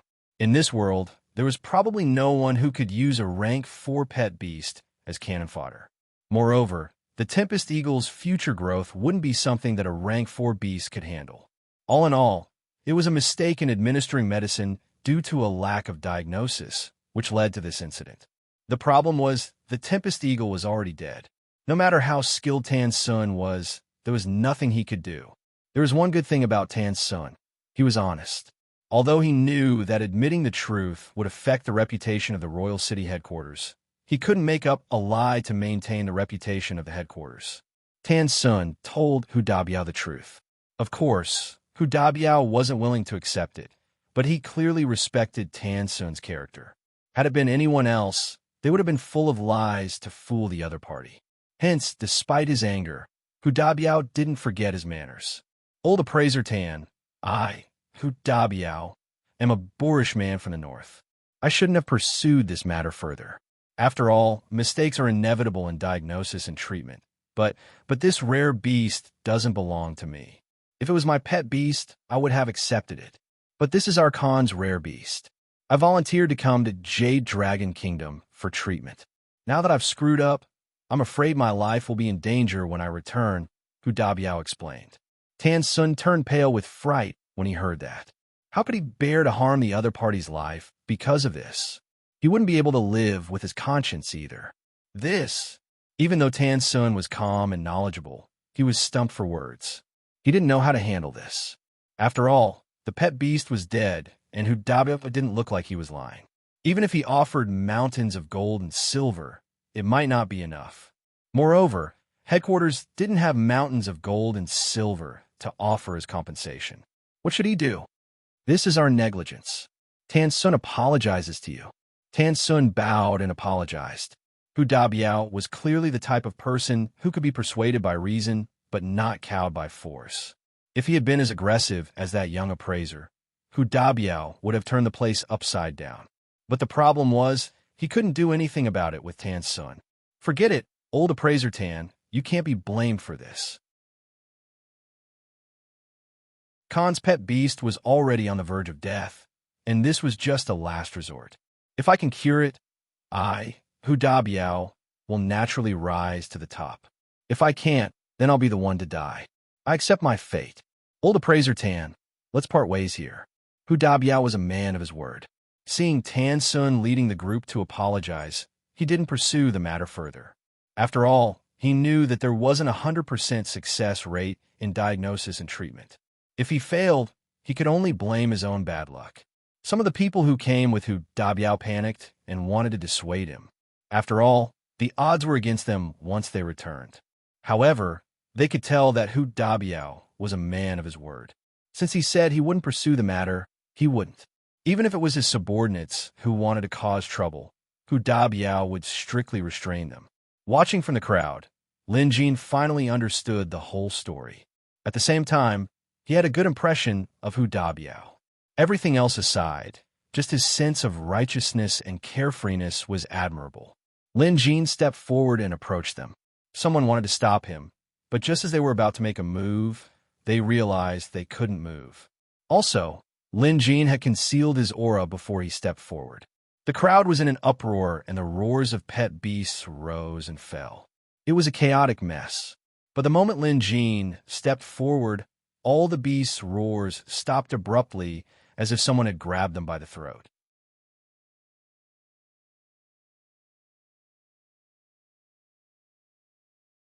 Chapter 744. It wasn't just the beasts. Even the humans felt an inexplicable pressure. All eyes turned to Lin Jin as he approached. Some of the people here recognized Lin Jin, but most of them had never met him before. Tan Sun was obviously excited to see Lin Jin. Just as he was about to speak, Lin Jin said with a smile, "I came back to headquarters to visit you, Appraiser Tan. It just so happened that this happened. So let me take a look." His tone was calm, as if implying that he would give it a try. But everyone knew that the eagle was already dead. What was there to see? Could a young man like you be able to come back from the dead? Someone immediately looked at him in disdain. Tan Sun didn't think much of it. He nodded and said, "Come take a look. I hope I was wrong." If one were to read his words carefully, they would realize that Tan Sun didn't have much confidence in front of this person. In other words, he was hoping that his diagnosis was wrong. Without another word, Lin Jin walked over and reached out to touch the storm eagle. Just then, someone beside Hu Dabiao tried to stop him, but was stopped by Hu Dabiao. "Don't move," Hu Dabiao shouted. "Brother Hu, this young man is trying to stir up trouble," the person protested. "Idiot, take a closer look at that person's sleeves." Although Hu Dabiao was a crude man, he was meticulous and observant. When he spoke, the person was stunned and took a closer look at Lin Jin's sleeves. Beast pattern sleeves. This meant that this person was an official beast appraiser. However, this was Jade Dragon City's headquarters. There were too many official beast appraisers here, so it wasn't a surprise. But soon, The person noticed the beast pattern sleeves on the other party's sleeves. Beast appraisers were prestigious existences in Middle-earth. Hence, everyone knew how to identify a beast appraiser's rank by looking at the number of beast tattoos they had. Just like the young beast appraiser who treated the storm eagle earlier. With 2 beast tattoos, he was a rank 2 beast appraiser. Appraiser Tan's son was a rank 3 beast appraiser. The higher the number of rings, the higher the beast appraiser's rank. He noticed that there were 4 beast tattoos on the sleeves of this beast appraiser who just walked out. Rank 4 beast appraiser? Their first reaction was that this was bullsh**. How could there be a rank 4 beast appraiser at such a young age? Even those who knew a little about beast appraisers would know that it was impossible for an intermediate country to have a rank 4 beast appraiser. Of course, in the northern continent, rank 4 beast appraisers were like the stars in the sky. Forget a rank 4 beast appraiser. They didn't even have a rank 3 beast appraiser. Otherwise, he wouldn't have come all the way to Jade Dragon Kingdom to seek treatment. Are you a scammer? The man couldn't help but blurt out. Hu Dabiao quickly covered the man's mouth. You idiot! Didn't you see our pet beasts curl up on the ground after this man walked out? Have you forgotten whose name we came for this time? Think about it, a rank 4 beast appraiser. After Hu Dabiao's reminder, the man instantly thought of something. His eyes widened and his fingers unconsciously trembled. He cried out involuntarily, "It's Lin!" Hu Dabiao used his huge hands to suppress the rest of his words. Everyone was silent now. No one dared to make a sound. It would be terrible if they disturbed appraiser Lin Jin because of this.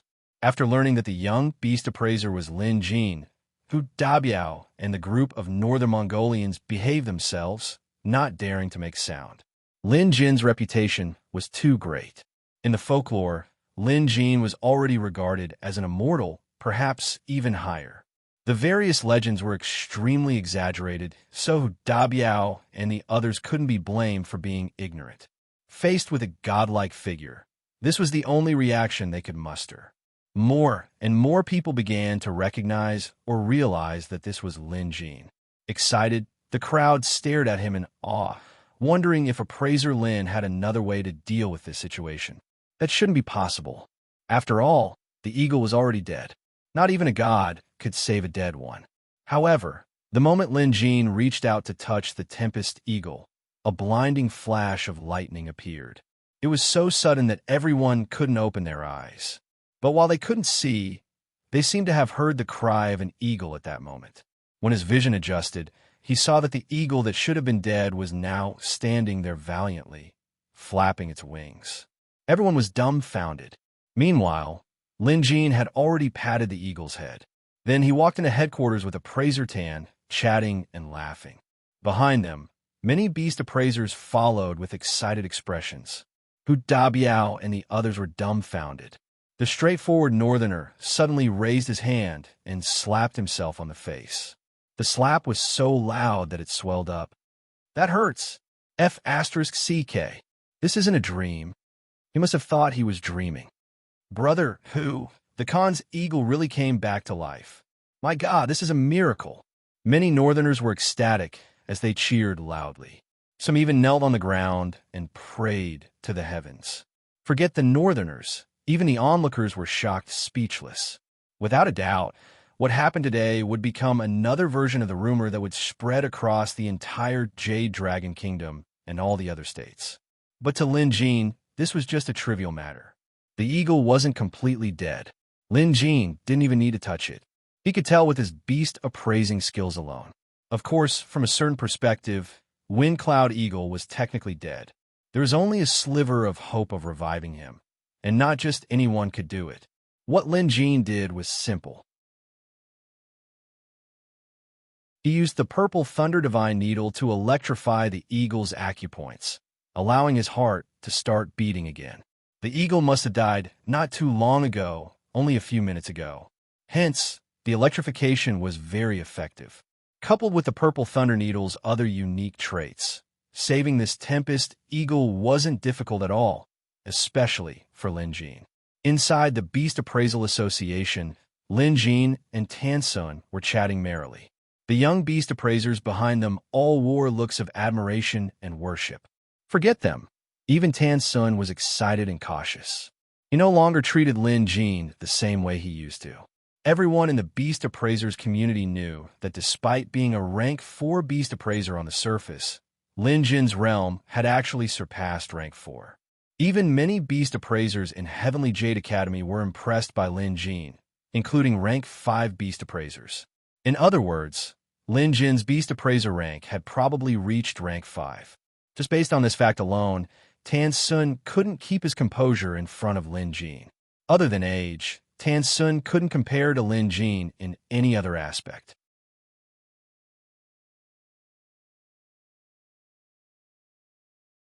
Chapter 745. Inside the Beast Appraiser's Hall, Lin Jin and Tan Sun conversed for a while. Now, they had a better understanding of the situation at headquarters. Although Jade Dragon Kingdom had suffered a disaster, the impact on the Beast Appraisal Association was relatively small. Instead, headquarters had grown stronger. "This is all thanks to you, Appraiser Lin," Tan Sun said with a smile. He was telling the truth. Because of Lin Jin, Jade Dragon City's headquarters had indeed attracted many beast appraisers. Some of them were even beast appraisers from other countries. Based on their rank, these beast appraisers' headquarters were supposed to be stronger than Jade Dragon City's headquarters, but they still came. Why? Of course, it wasn't because of Tan Sun. It had to be because of Lin Jin. Lin Jin was surprised to hear this. He didn't expect someone to come to Jade Dragon Appraiser's headquarters for him. It was no wonder he saw so many unfamiliar faces when he arrived earlier. Also, the number of beast appraisers at headquarters had almost doubled compared to before. So this was the reason. Noticing that Lin Jin was deep in thought, Tan Sun blurted out what he had been wanting to say for a long time. Among the young beast appraisers who came this time, there are quite a number of good seedlings. Sometimes, even us old folks can't help ourselves. There was a hidden meaning behind his words. Lin Jin knew that Tan Sun was worried about not being able to handle the situation. After all, he was only a rank 3 beast appraiser. Yet, among the young beast appraisers who came this time, there were quite a few rank 3 beast appraisers. In terms of talent and future potential, Tan Sun and the others were feeling pressured. Other than experience, they couldn't compare to these young beast appraisers in any way. Hence, it was normal for them to feel pressured. On the other hand, Tan Sun wanted Lin Jin to take control of headquarters. Lin Jin would never agree to this. After all, it would take up a lot of time, and Lin Jin couldn't possibly share his experiences with headquarters. However, if it was just for show, he could still teach occasionally.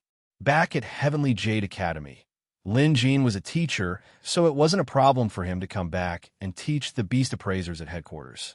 Hence, Tan Sun was overjoyed when Lin Jin brought this up. Appraiser Tan knew it was unlikely for him to pass the responsibility of managing headquarters to Lin Jin. But as long as Lin Jin helped out, even if it was just for show, teaching a few simple lessons and giving some pointers to the staff, that would be enough. Everyone was happy. While they were chatting, rumors about Lin Jin were already spreading in the royal capital. First, Appraiser Lin's return. Then, he brought the dead pet beast back to life at headquarters and displayed his supernatural powers. Of course, this news couldn't escape the ears of the nobles in the royal capital, let alone the Jade Dragon Emperor, He Qian. As soon as he heard the news, He Qian immediately sent an order to the Royal City Beast Appraisal Association headquarters. It couldn't be helped. Lin Jin's current status was too high that even He Qian, the emperor, couldn't get an audience with him every time. Hence, after hearing the news, He Qian couldn't let go of this opportunity. He had to meet Lin Jin.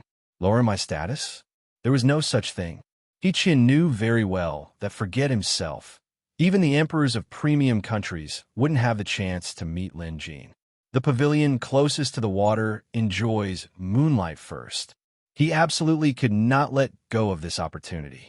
Lin Jin was no longer the same as before. He was no longer immortal. He had to be treated like an immortal. Hence, even if He Qian were to take the initiative to meet Lin Jin, He Qian wouldn't have any other intentions. He Qian arrived quickly. Afraid that Lin Jin would run away again, he didn't even take a carriage. Instead, he rode over on horseback. He only brought along his personal guard who was dressed in casual clothes. He Qian was smart enough to know that Lin Jin was no longer the same. If He Qian still acted like an emperor, Lin Jin would surely be displeased. If Lin Jin was displeased, He Qian would have no hope of fulfilling his request. Arriving at headquarters, He Qian led the way in. Along the way, many people recognized the Jade Dragon Emperor. While they were surprised, they quickly made up their minds. He Qian didn't have time to respond. Upon reaching the inner yard, He Qian was stopped. The ones stopping He Qian were a few young rank 3 beast appraisers. They obviously knew who He Qian was, but they still wouldn't let him in. Appraiser Lin is discussing business with Appraiser Tan. It's inconvenient to be disturbed, a young rank 3 beast appraiser said. His attitude was respectful, but there was also a hint of arrogance in it. After all beast appraisers at headquarters nowadays had this mentality because they had a powerful backer here. This backer was one that even the emperor couldn't afford to offend. He Qian was annoyed that he was stopped, but he didn't dare to act recklessly. Had it been anywhere else, he would have just barged in. But here, he didn't have the guts to do anything. There seemed to be a powerful force in the hall ahead. Even He Qian had to be respectful and cautious. Calming himself down, He Qian said, "Could I trouble you to inform Appraiser Lin that He Qian wishes to meet with Appraiser Lin?" For an emperor to use the word "wishes to meet" was indeed humbling himself and giving Appraiser Lin face. The young beast appraiser was startled. He didn't dare to not inform Appraiser Lin. After all, he had to do so. As for whether Appraiser Lin wanted to meet him or not, that was another matter entirely. He couldn't make the decision for Appraiser Lin. The young beast appraiser stepped inside. Soon, he came out excitedly. "Your Majesty, Appraiser Lin has invited you in." He Qian nodded. At that moment, he was actually a little nervous. He straightened his clothes and walked in. His guards naturally did not dare to follow him, and He Qian did not allow them either. Only his personal eunuch followed him. The eunuch was an acquaintance of Lin Jin's. Lin Jin was already at the front. When he saw He Qian, Lin Jin smiled and bowed as usual. Startled, He Qian hurried forward to block Lin Jin's way. "Appraiser Lin, you mustn't do this. You mustn't," Lin Jin said with a straight face. "As a citizen of Jade Dragon Kingdom, how can I not greet the emperor?" He Qian smiled, feeling warmth in his heart. Lin Jin clearly knew he was no longer the same as before, but he didn't put on airs. The reason why he didn't meet He Qian before was because he had too many things to do. Also, Lin Jin had never paid much attention to such rules in the past. However, some rules had to be obeyed. Lin Jin wasn't the type to go against the grain. Lin Jin could treat He Qian casually, but Tan Sun couldn't. Hence, Tan Sun became even more nervous. Theoretically speaking, the number of people in Jade Dragon Kingdom who could make Tan Sun nervous could be counted on one hand. And yet, 2 of them were sitting right across from him. Tan Sun found a chance to slip away. Otherwise, it would be uncomfortable to stay here. Lin Jin knew that He Qian must have something urgent to discuss with him, so he nodded and allowed Tan Sun to leave. Only He Qian, Lin Jin, and Yao Sheng were left in the room. Yao Sheng waited outside. At He Qian's command, head eunuch Yao Sheng immediately got up and went outside, leaving Lin Jin and He Qian alone.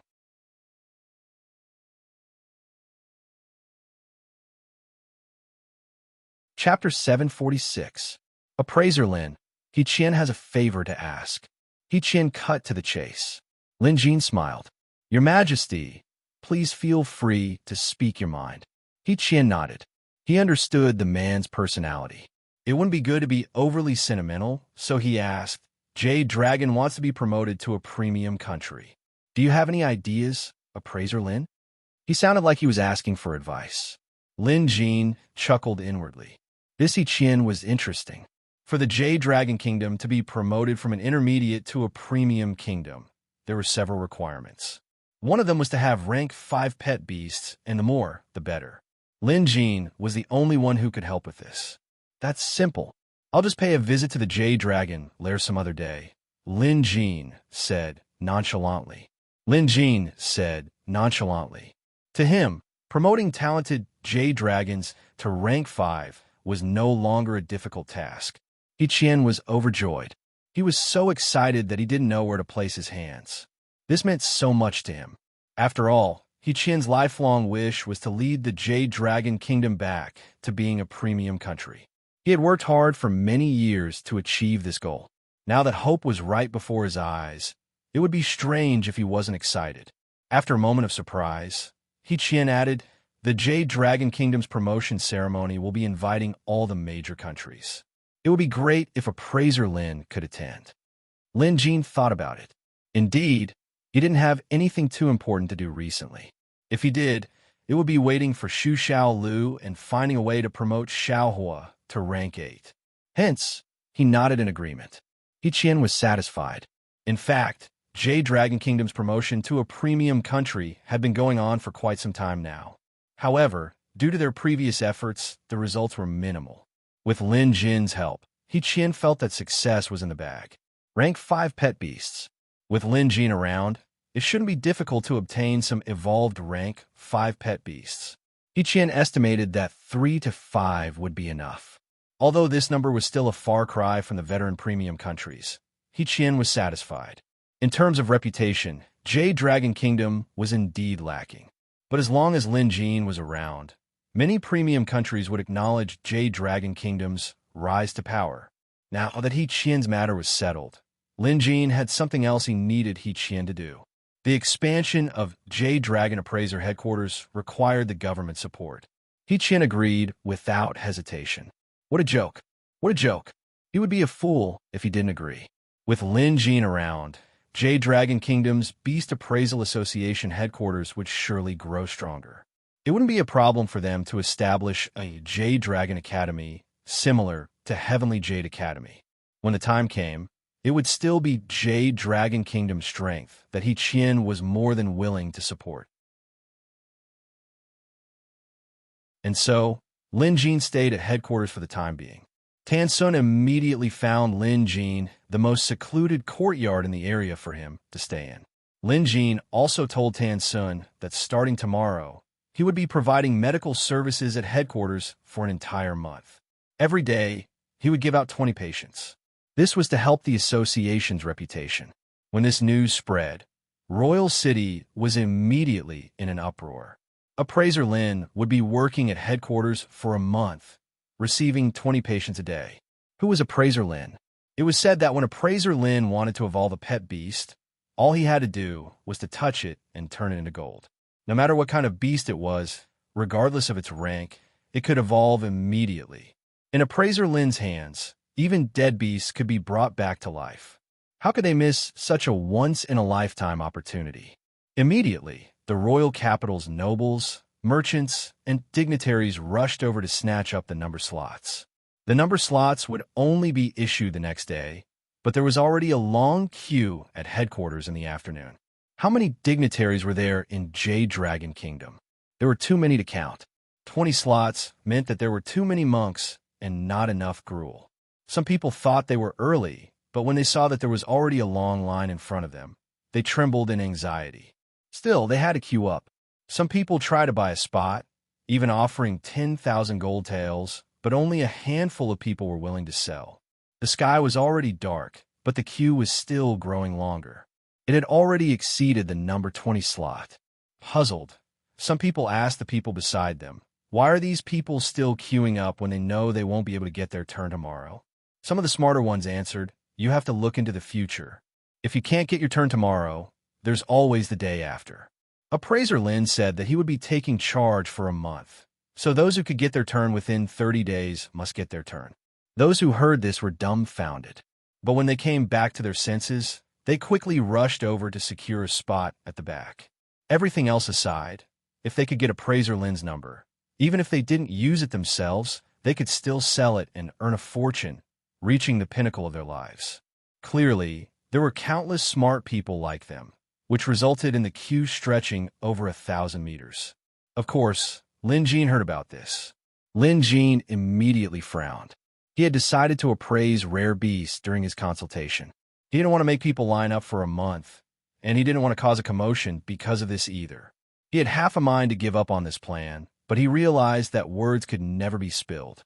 After some thought, Lin Jin summoned the young beast appraiser who came to deliver the news. The latter hurried over. Get some people to prepare 600 number slots and distribute them to the people outside in order. Remember, each person can only get one. These 600 number slots will be a month's worth. With this, they won't have to queue anymore. Also, record down everyone's names to prevent them from selling their number slots. If their names aren't right, it'll be useless even if they come. After Lin Jin said this, the young appraiser nodded profusely. Needless to say, appraiser Lin's idea worked. At least, this group of people wouldn't have to queue up for a month. Also, having a registration on the spot could solve the problem of the number slots being sold. Although it couldn't completely eliminate the problem, it could be considered a solution. The young appraiser worshipped Lin Jin as his idol, so he would carry out Lin Jin's orders without any reservations. By the time everything was settled, it was already late at night. The young appraiser was exhausted. Of course, he couldn't have done this alone. There were 8 other young appraisers around him, all of them looking exhausted. One of them said, "Only appraiser Lin can do this. If it were anyone else, they wouldn't have been able to do this." Oh my God, the number slots for a month just lit up. I've lived for more than 20 years, and I've never seen anything like this. You've learned something new, haven't you? Another young appraiser wiped the sweat off his forehead and chuckled. Why do we travel all the way to Jade Dragon City? It's all because we admire appraiser Lin. To be honest, appraiser Lin casually scattered the purple lightning to save that eagle. I saw it with my own eyes. He's truly amazing, right? Everyone seems to be in high spirits. The night is still long, and I doubt you'll be able to sleep. Why don't we all go ask appraiser Lin for advice? At this, the others were tempted.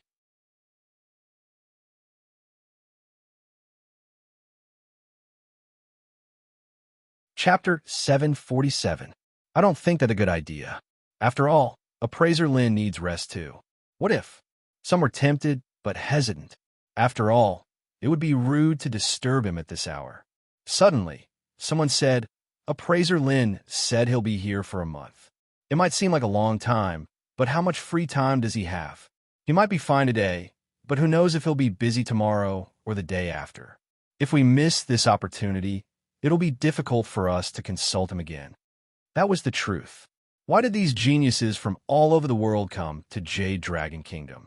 It was all because of Lin Jin. If they missed this opportunity, they might have to wait a long time for the next one. There might not even be a next one. Hence, the youngsters were both impulsive and hesitant. They were in a dilemma. Why don't we give it a try? Right, go and brew some hot tea. We'll use this opportunity to take a look. If appraiser Lin is already resting, we'll forget about it. If not, we'll go and ask for his advice. What do you think? A relatively calm, young appraiser suggested. The group cheered. His idea was the safest. And so, the talented young appraisers scrambled to brew some hot tea. However, they didn't realize that no one would drink tea in the middle of the night. The more they drank, the harder it would be for them to fall asleep.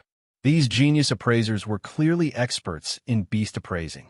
They were talented and full of potential, but in other aspects, they paled in comparison to the average person. Following their plan, they carried the hot tea to Lin Jin's residence. Among the young appraisers was a young woman with a fresh and pleasant appearance. She was pushed forward to knock on the door and check things out. Xiao Lu, you go.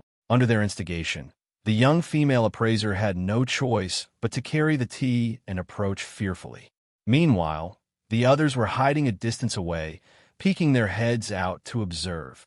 A bunch of disloyal be-asterisk starts. Xiao Lu's face turned green from anger. However, she had no other choice. She wanted to consult Lin Jin as soon as possible and receive guidance from a godlike figure. Hence, she had to give it her all. Taking a deep breath, Xiao Lu went up to knock on the door. After one knock, she heard a voice from inside. Come in. He wasn't asleep. If he was asleep, he wouldn't have been able to react so quickly. Excited, Xiao Lu quickly pushed the door open and entered.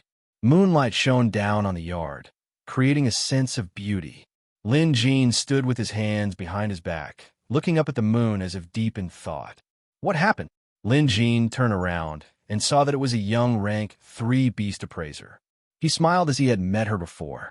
Tan Sun mentioned that many young beast appraisers had come to the various states to chase after their idols, and this young female appraiser was one of them. Lin Jin couldn't remember the name, but it looked familiar. Xiaolu was very nervous. She quickly said, "Appraiser Lin must be tired today, so I know we have boiled some hot tea for Appraiser Lin." His voice wasn't bad, but his logic was messy. It was probably due to nervousness. With Lin Jin's current cultivation level, he could easily tell how many people were out there. Hence, he smiled and said, "Go, call the others in." Hearing this, Little Green was stunned at first, then reacted and hurriedly went to call for help. Moments later, Lin Jin sat down on a chair and sipped on a cup of hot tea. A few young beast appraisers sat respectfully across from him. Needless to say, Lin Jin already knew why they were here. Indeed, Lin Jin couldn't sleep tonight. Everyone assumed that at Lin Jin's level and status, he should be free and unfettered, with no worries to worry about. However, commoners had their own troubles, Lin Jin had his own troubles, and even emperors had their own troubles. This had nothing to do with status or strength. What Lin Jin was thinking about was his future. On the surface, it seemed like the world was at peace and the grassy continent's allied army was no longer a threat. Everything that needed to be resolved had been resolved.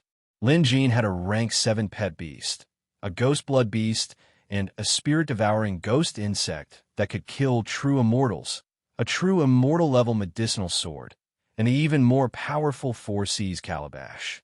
There were very few things in this world that could trouble Lin Jin, but few didn't mean that there were none. Lin Jin was thinking about Xiao Hua's evolution. The ghost blood beast and spirit-devouring ghost insect had no hope of evolving anymore. Moreover, Lin Jin already had 3 pet beasts, so adding a 4th one wasn't practical. Hence, his only hope now rested on Xiao Hua. Although the Museum of Deadly Beasts had provided Xiao Hua with a method to achieve rank 8, sometimes, even if there was a method, it would still be incredibly difficult to achieve. It was as difficult as ascending to the heavens. Lin Jin could ride on a cloud to ascend to the heavens, but to promote Xiao Hua to rank 8, it seemed like he didn't have a cloud to ride. This was one of the reasons why Lin Jin lacked a lot of the required resources. Secondly, no matter which method he chose, he would need a unique pill. The Sky Luo Golden Pill. This item was a priceless treasure even during the golden age of immortals.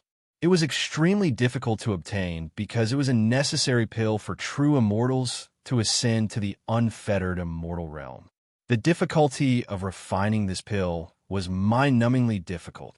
When Lin Jin asked Sage Wondrous Yin and Sage Mystic Moon about it, they shook their heads at the mention of this pill. They simply said it was impossible, unless they returned to the golden age of immortals. But even then, the number of people who could master this pill could be counted on one hand.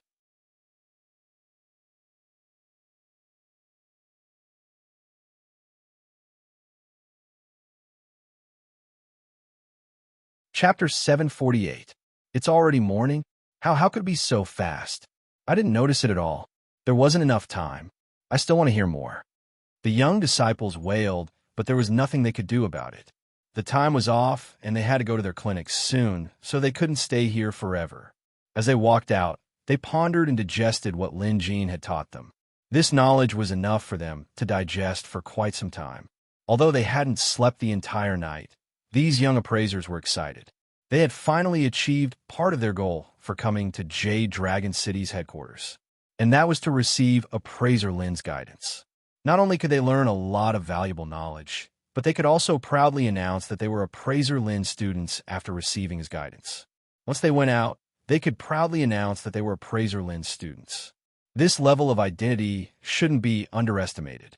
It was something that could elevate one's status and prestige no matter where they went, not only for themselves, but also for their entire family. Lin Jin obviously had no idea what these young appraisers were thinking. He wasn't tired. At Lin Jin's level, Even if he was just a mortal, he could rely on the immense strength of his pet beast to stay awake for long periods of time. In a sense, Lin Jin was no longer a mortal. He was an immortal in another sense. He had to be here as soon as possible. After all, his words were like spilled water. However, to Lin Jin, diagnosing and appraising 20 beasts in a day was a piece of cake. Headquarters had already arranged a temporary consultation hall for Lin Jin, but it was definitely the best one. Apparently, there were already people waiting outside before dawn. When they saw Lin Jin approaching, everyone bowed respectfully. The consultation began. In most cases, Lin Jin no longer needed to touch a beast. He only needed to observe it, and he could write an evaluation report, including minor ailments. What surprised Lin Jin was that there weren't any rare beasts that caught his attention among the 20 consultations, nor were there any serious illnesses. Even an average beast appraiser could handle this. This made Lin Jin realize something. These people didn't really have any incurable illnesses. Instead, they were here purely out of greed for his fame. Needless to say, these people were either wealthy or respectable. But Lin Jin thought it was a waste of time.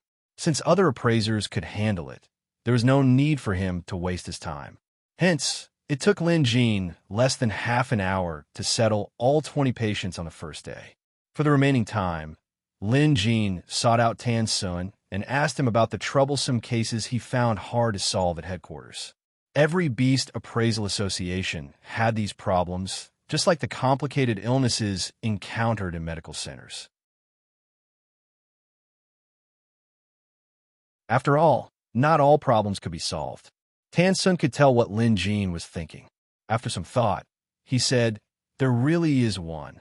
Some time ago, a young master from a wealthy family in the royal capital formed a blood pact with a rare beast he bought from another province. As a result, his health deteriorated day by day. I don't know what happened to him. Several beast appraisers from headquarters have examined him, but they couldn't find any problems." At this, Lin Jin asked, if the son of a wealthy family has a problem, shouldn't he go to the medical hall to see a doctor? They've been there before, but they had no other choice, so they came to the Beast Appraisal Association. Tan Sun said, "That young master is currently weak and sickly, but his blood-packed pet beast is the opposite. It doesn't look weak at all, but we can't tell what the problem is either. Everything seems normal." Appraiser Tan Sun sounded helpless. Clearly, he had no idea what to do. It wasn't that he couldn't solve the problem, but that he couldn't tell what the problem was. At this, Lin Jin's curiosity was piqued. The harder, the better. "Bring me to him." Lin Jin's direct request stunned Tan Sun. He reminded him, "Appraiser Lin, you're too famous now." It was a simple statement, but it was laced with concern. Lin Jin understood. It was fine if he didn't go, since no one knew what the problem was. But if he did, it would bring great hope to that family. If they couldn't find any problems with this pet beast, it would definitely affect Lin Jin's reputation. After all, it was now said that there was no problem in this world that Appraiser Lin couldn't solve. Appraiser Lin had long been a living god to the people. Hence, it was best to avoid trouble. Lin Jin was aware of Tan Sun's good intentions, but he remained nonchalant. "It's just an empty reputation. I don't care about it, so why bother, Appraiser Tan?" It was a simple reply, but his state of mind was immediately evident. Tan Sun was filled with respect for Lin Jin. Without another word, he led Lin Jin out of headquarters. The young master's condition wasn't good. He had been seeking medical help everywhere, but to no avail. Hence, he had been staying at home to recuperate. Since Lin Jin wanted to see him, he had to go.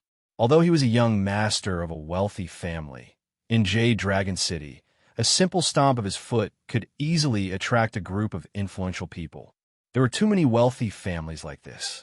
Lin Jin stared at the mansion before him. It was about the same size as his own mansion back in Maple City. However, this was the royal capital where every inch of land was worth its weight in gold. Having such a large mansion was quite unusual. At the very least, it was more impressive than the average citizen. Tan Sun knocked on the door while Lin Jin observed from behind. Lin Jin was experienced and knowledgeable. His aura observation skill had reached a certain level.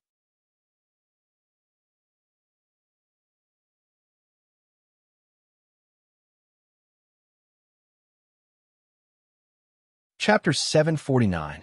Just as appraiser Tan Sun had described, this rich young master looked frail and frail. He was quite handsome, but looked sickly and weak. He didn't even have the strength to speak.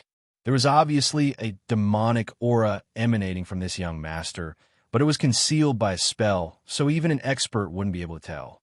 Lin Jin obviously wasn't one of them.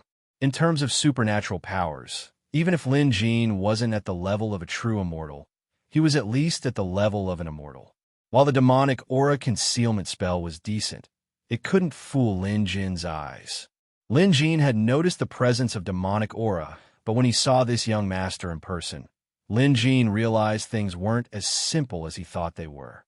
The young master's expression was a little wooden, as if he hadn't woken up yet.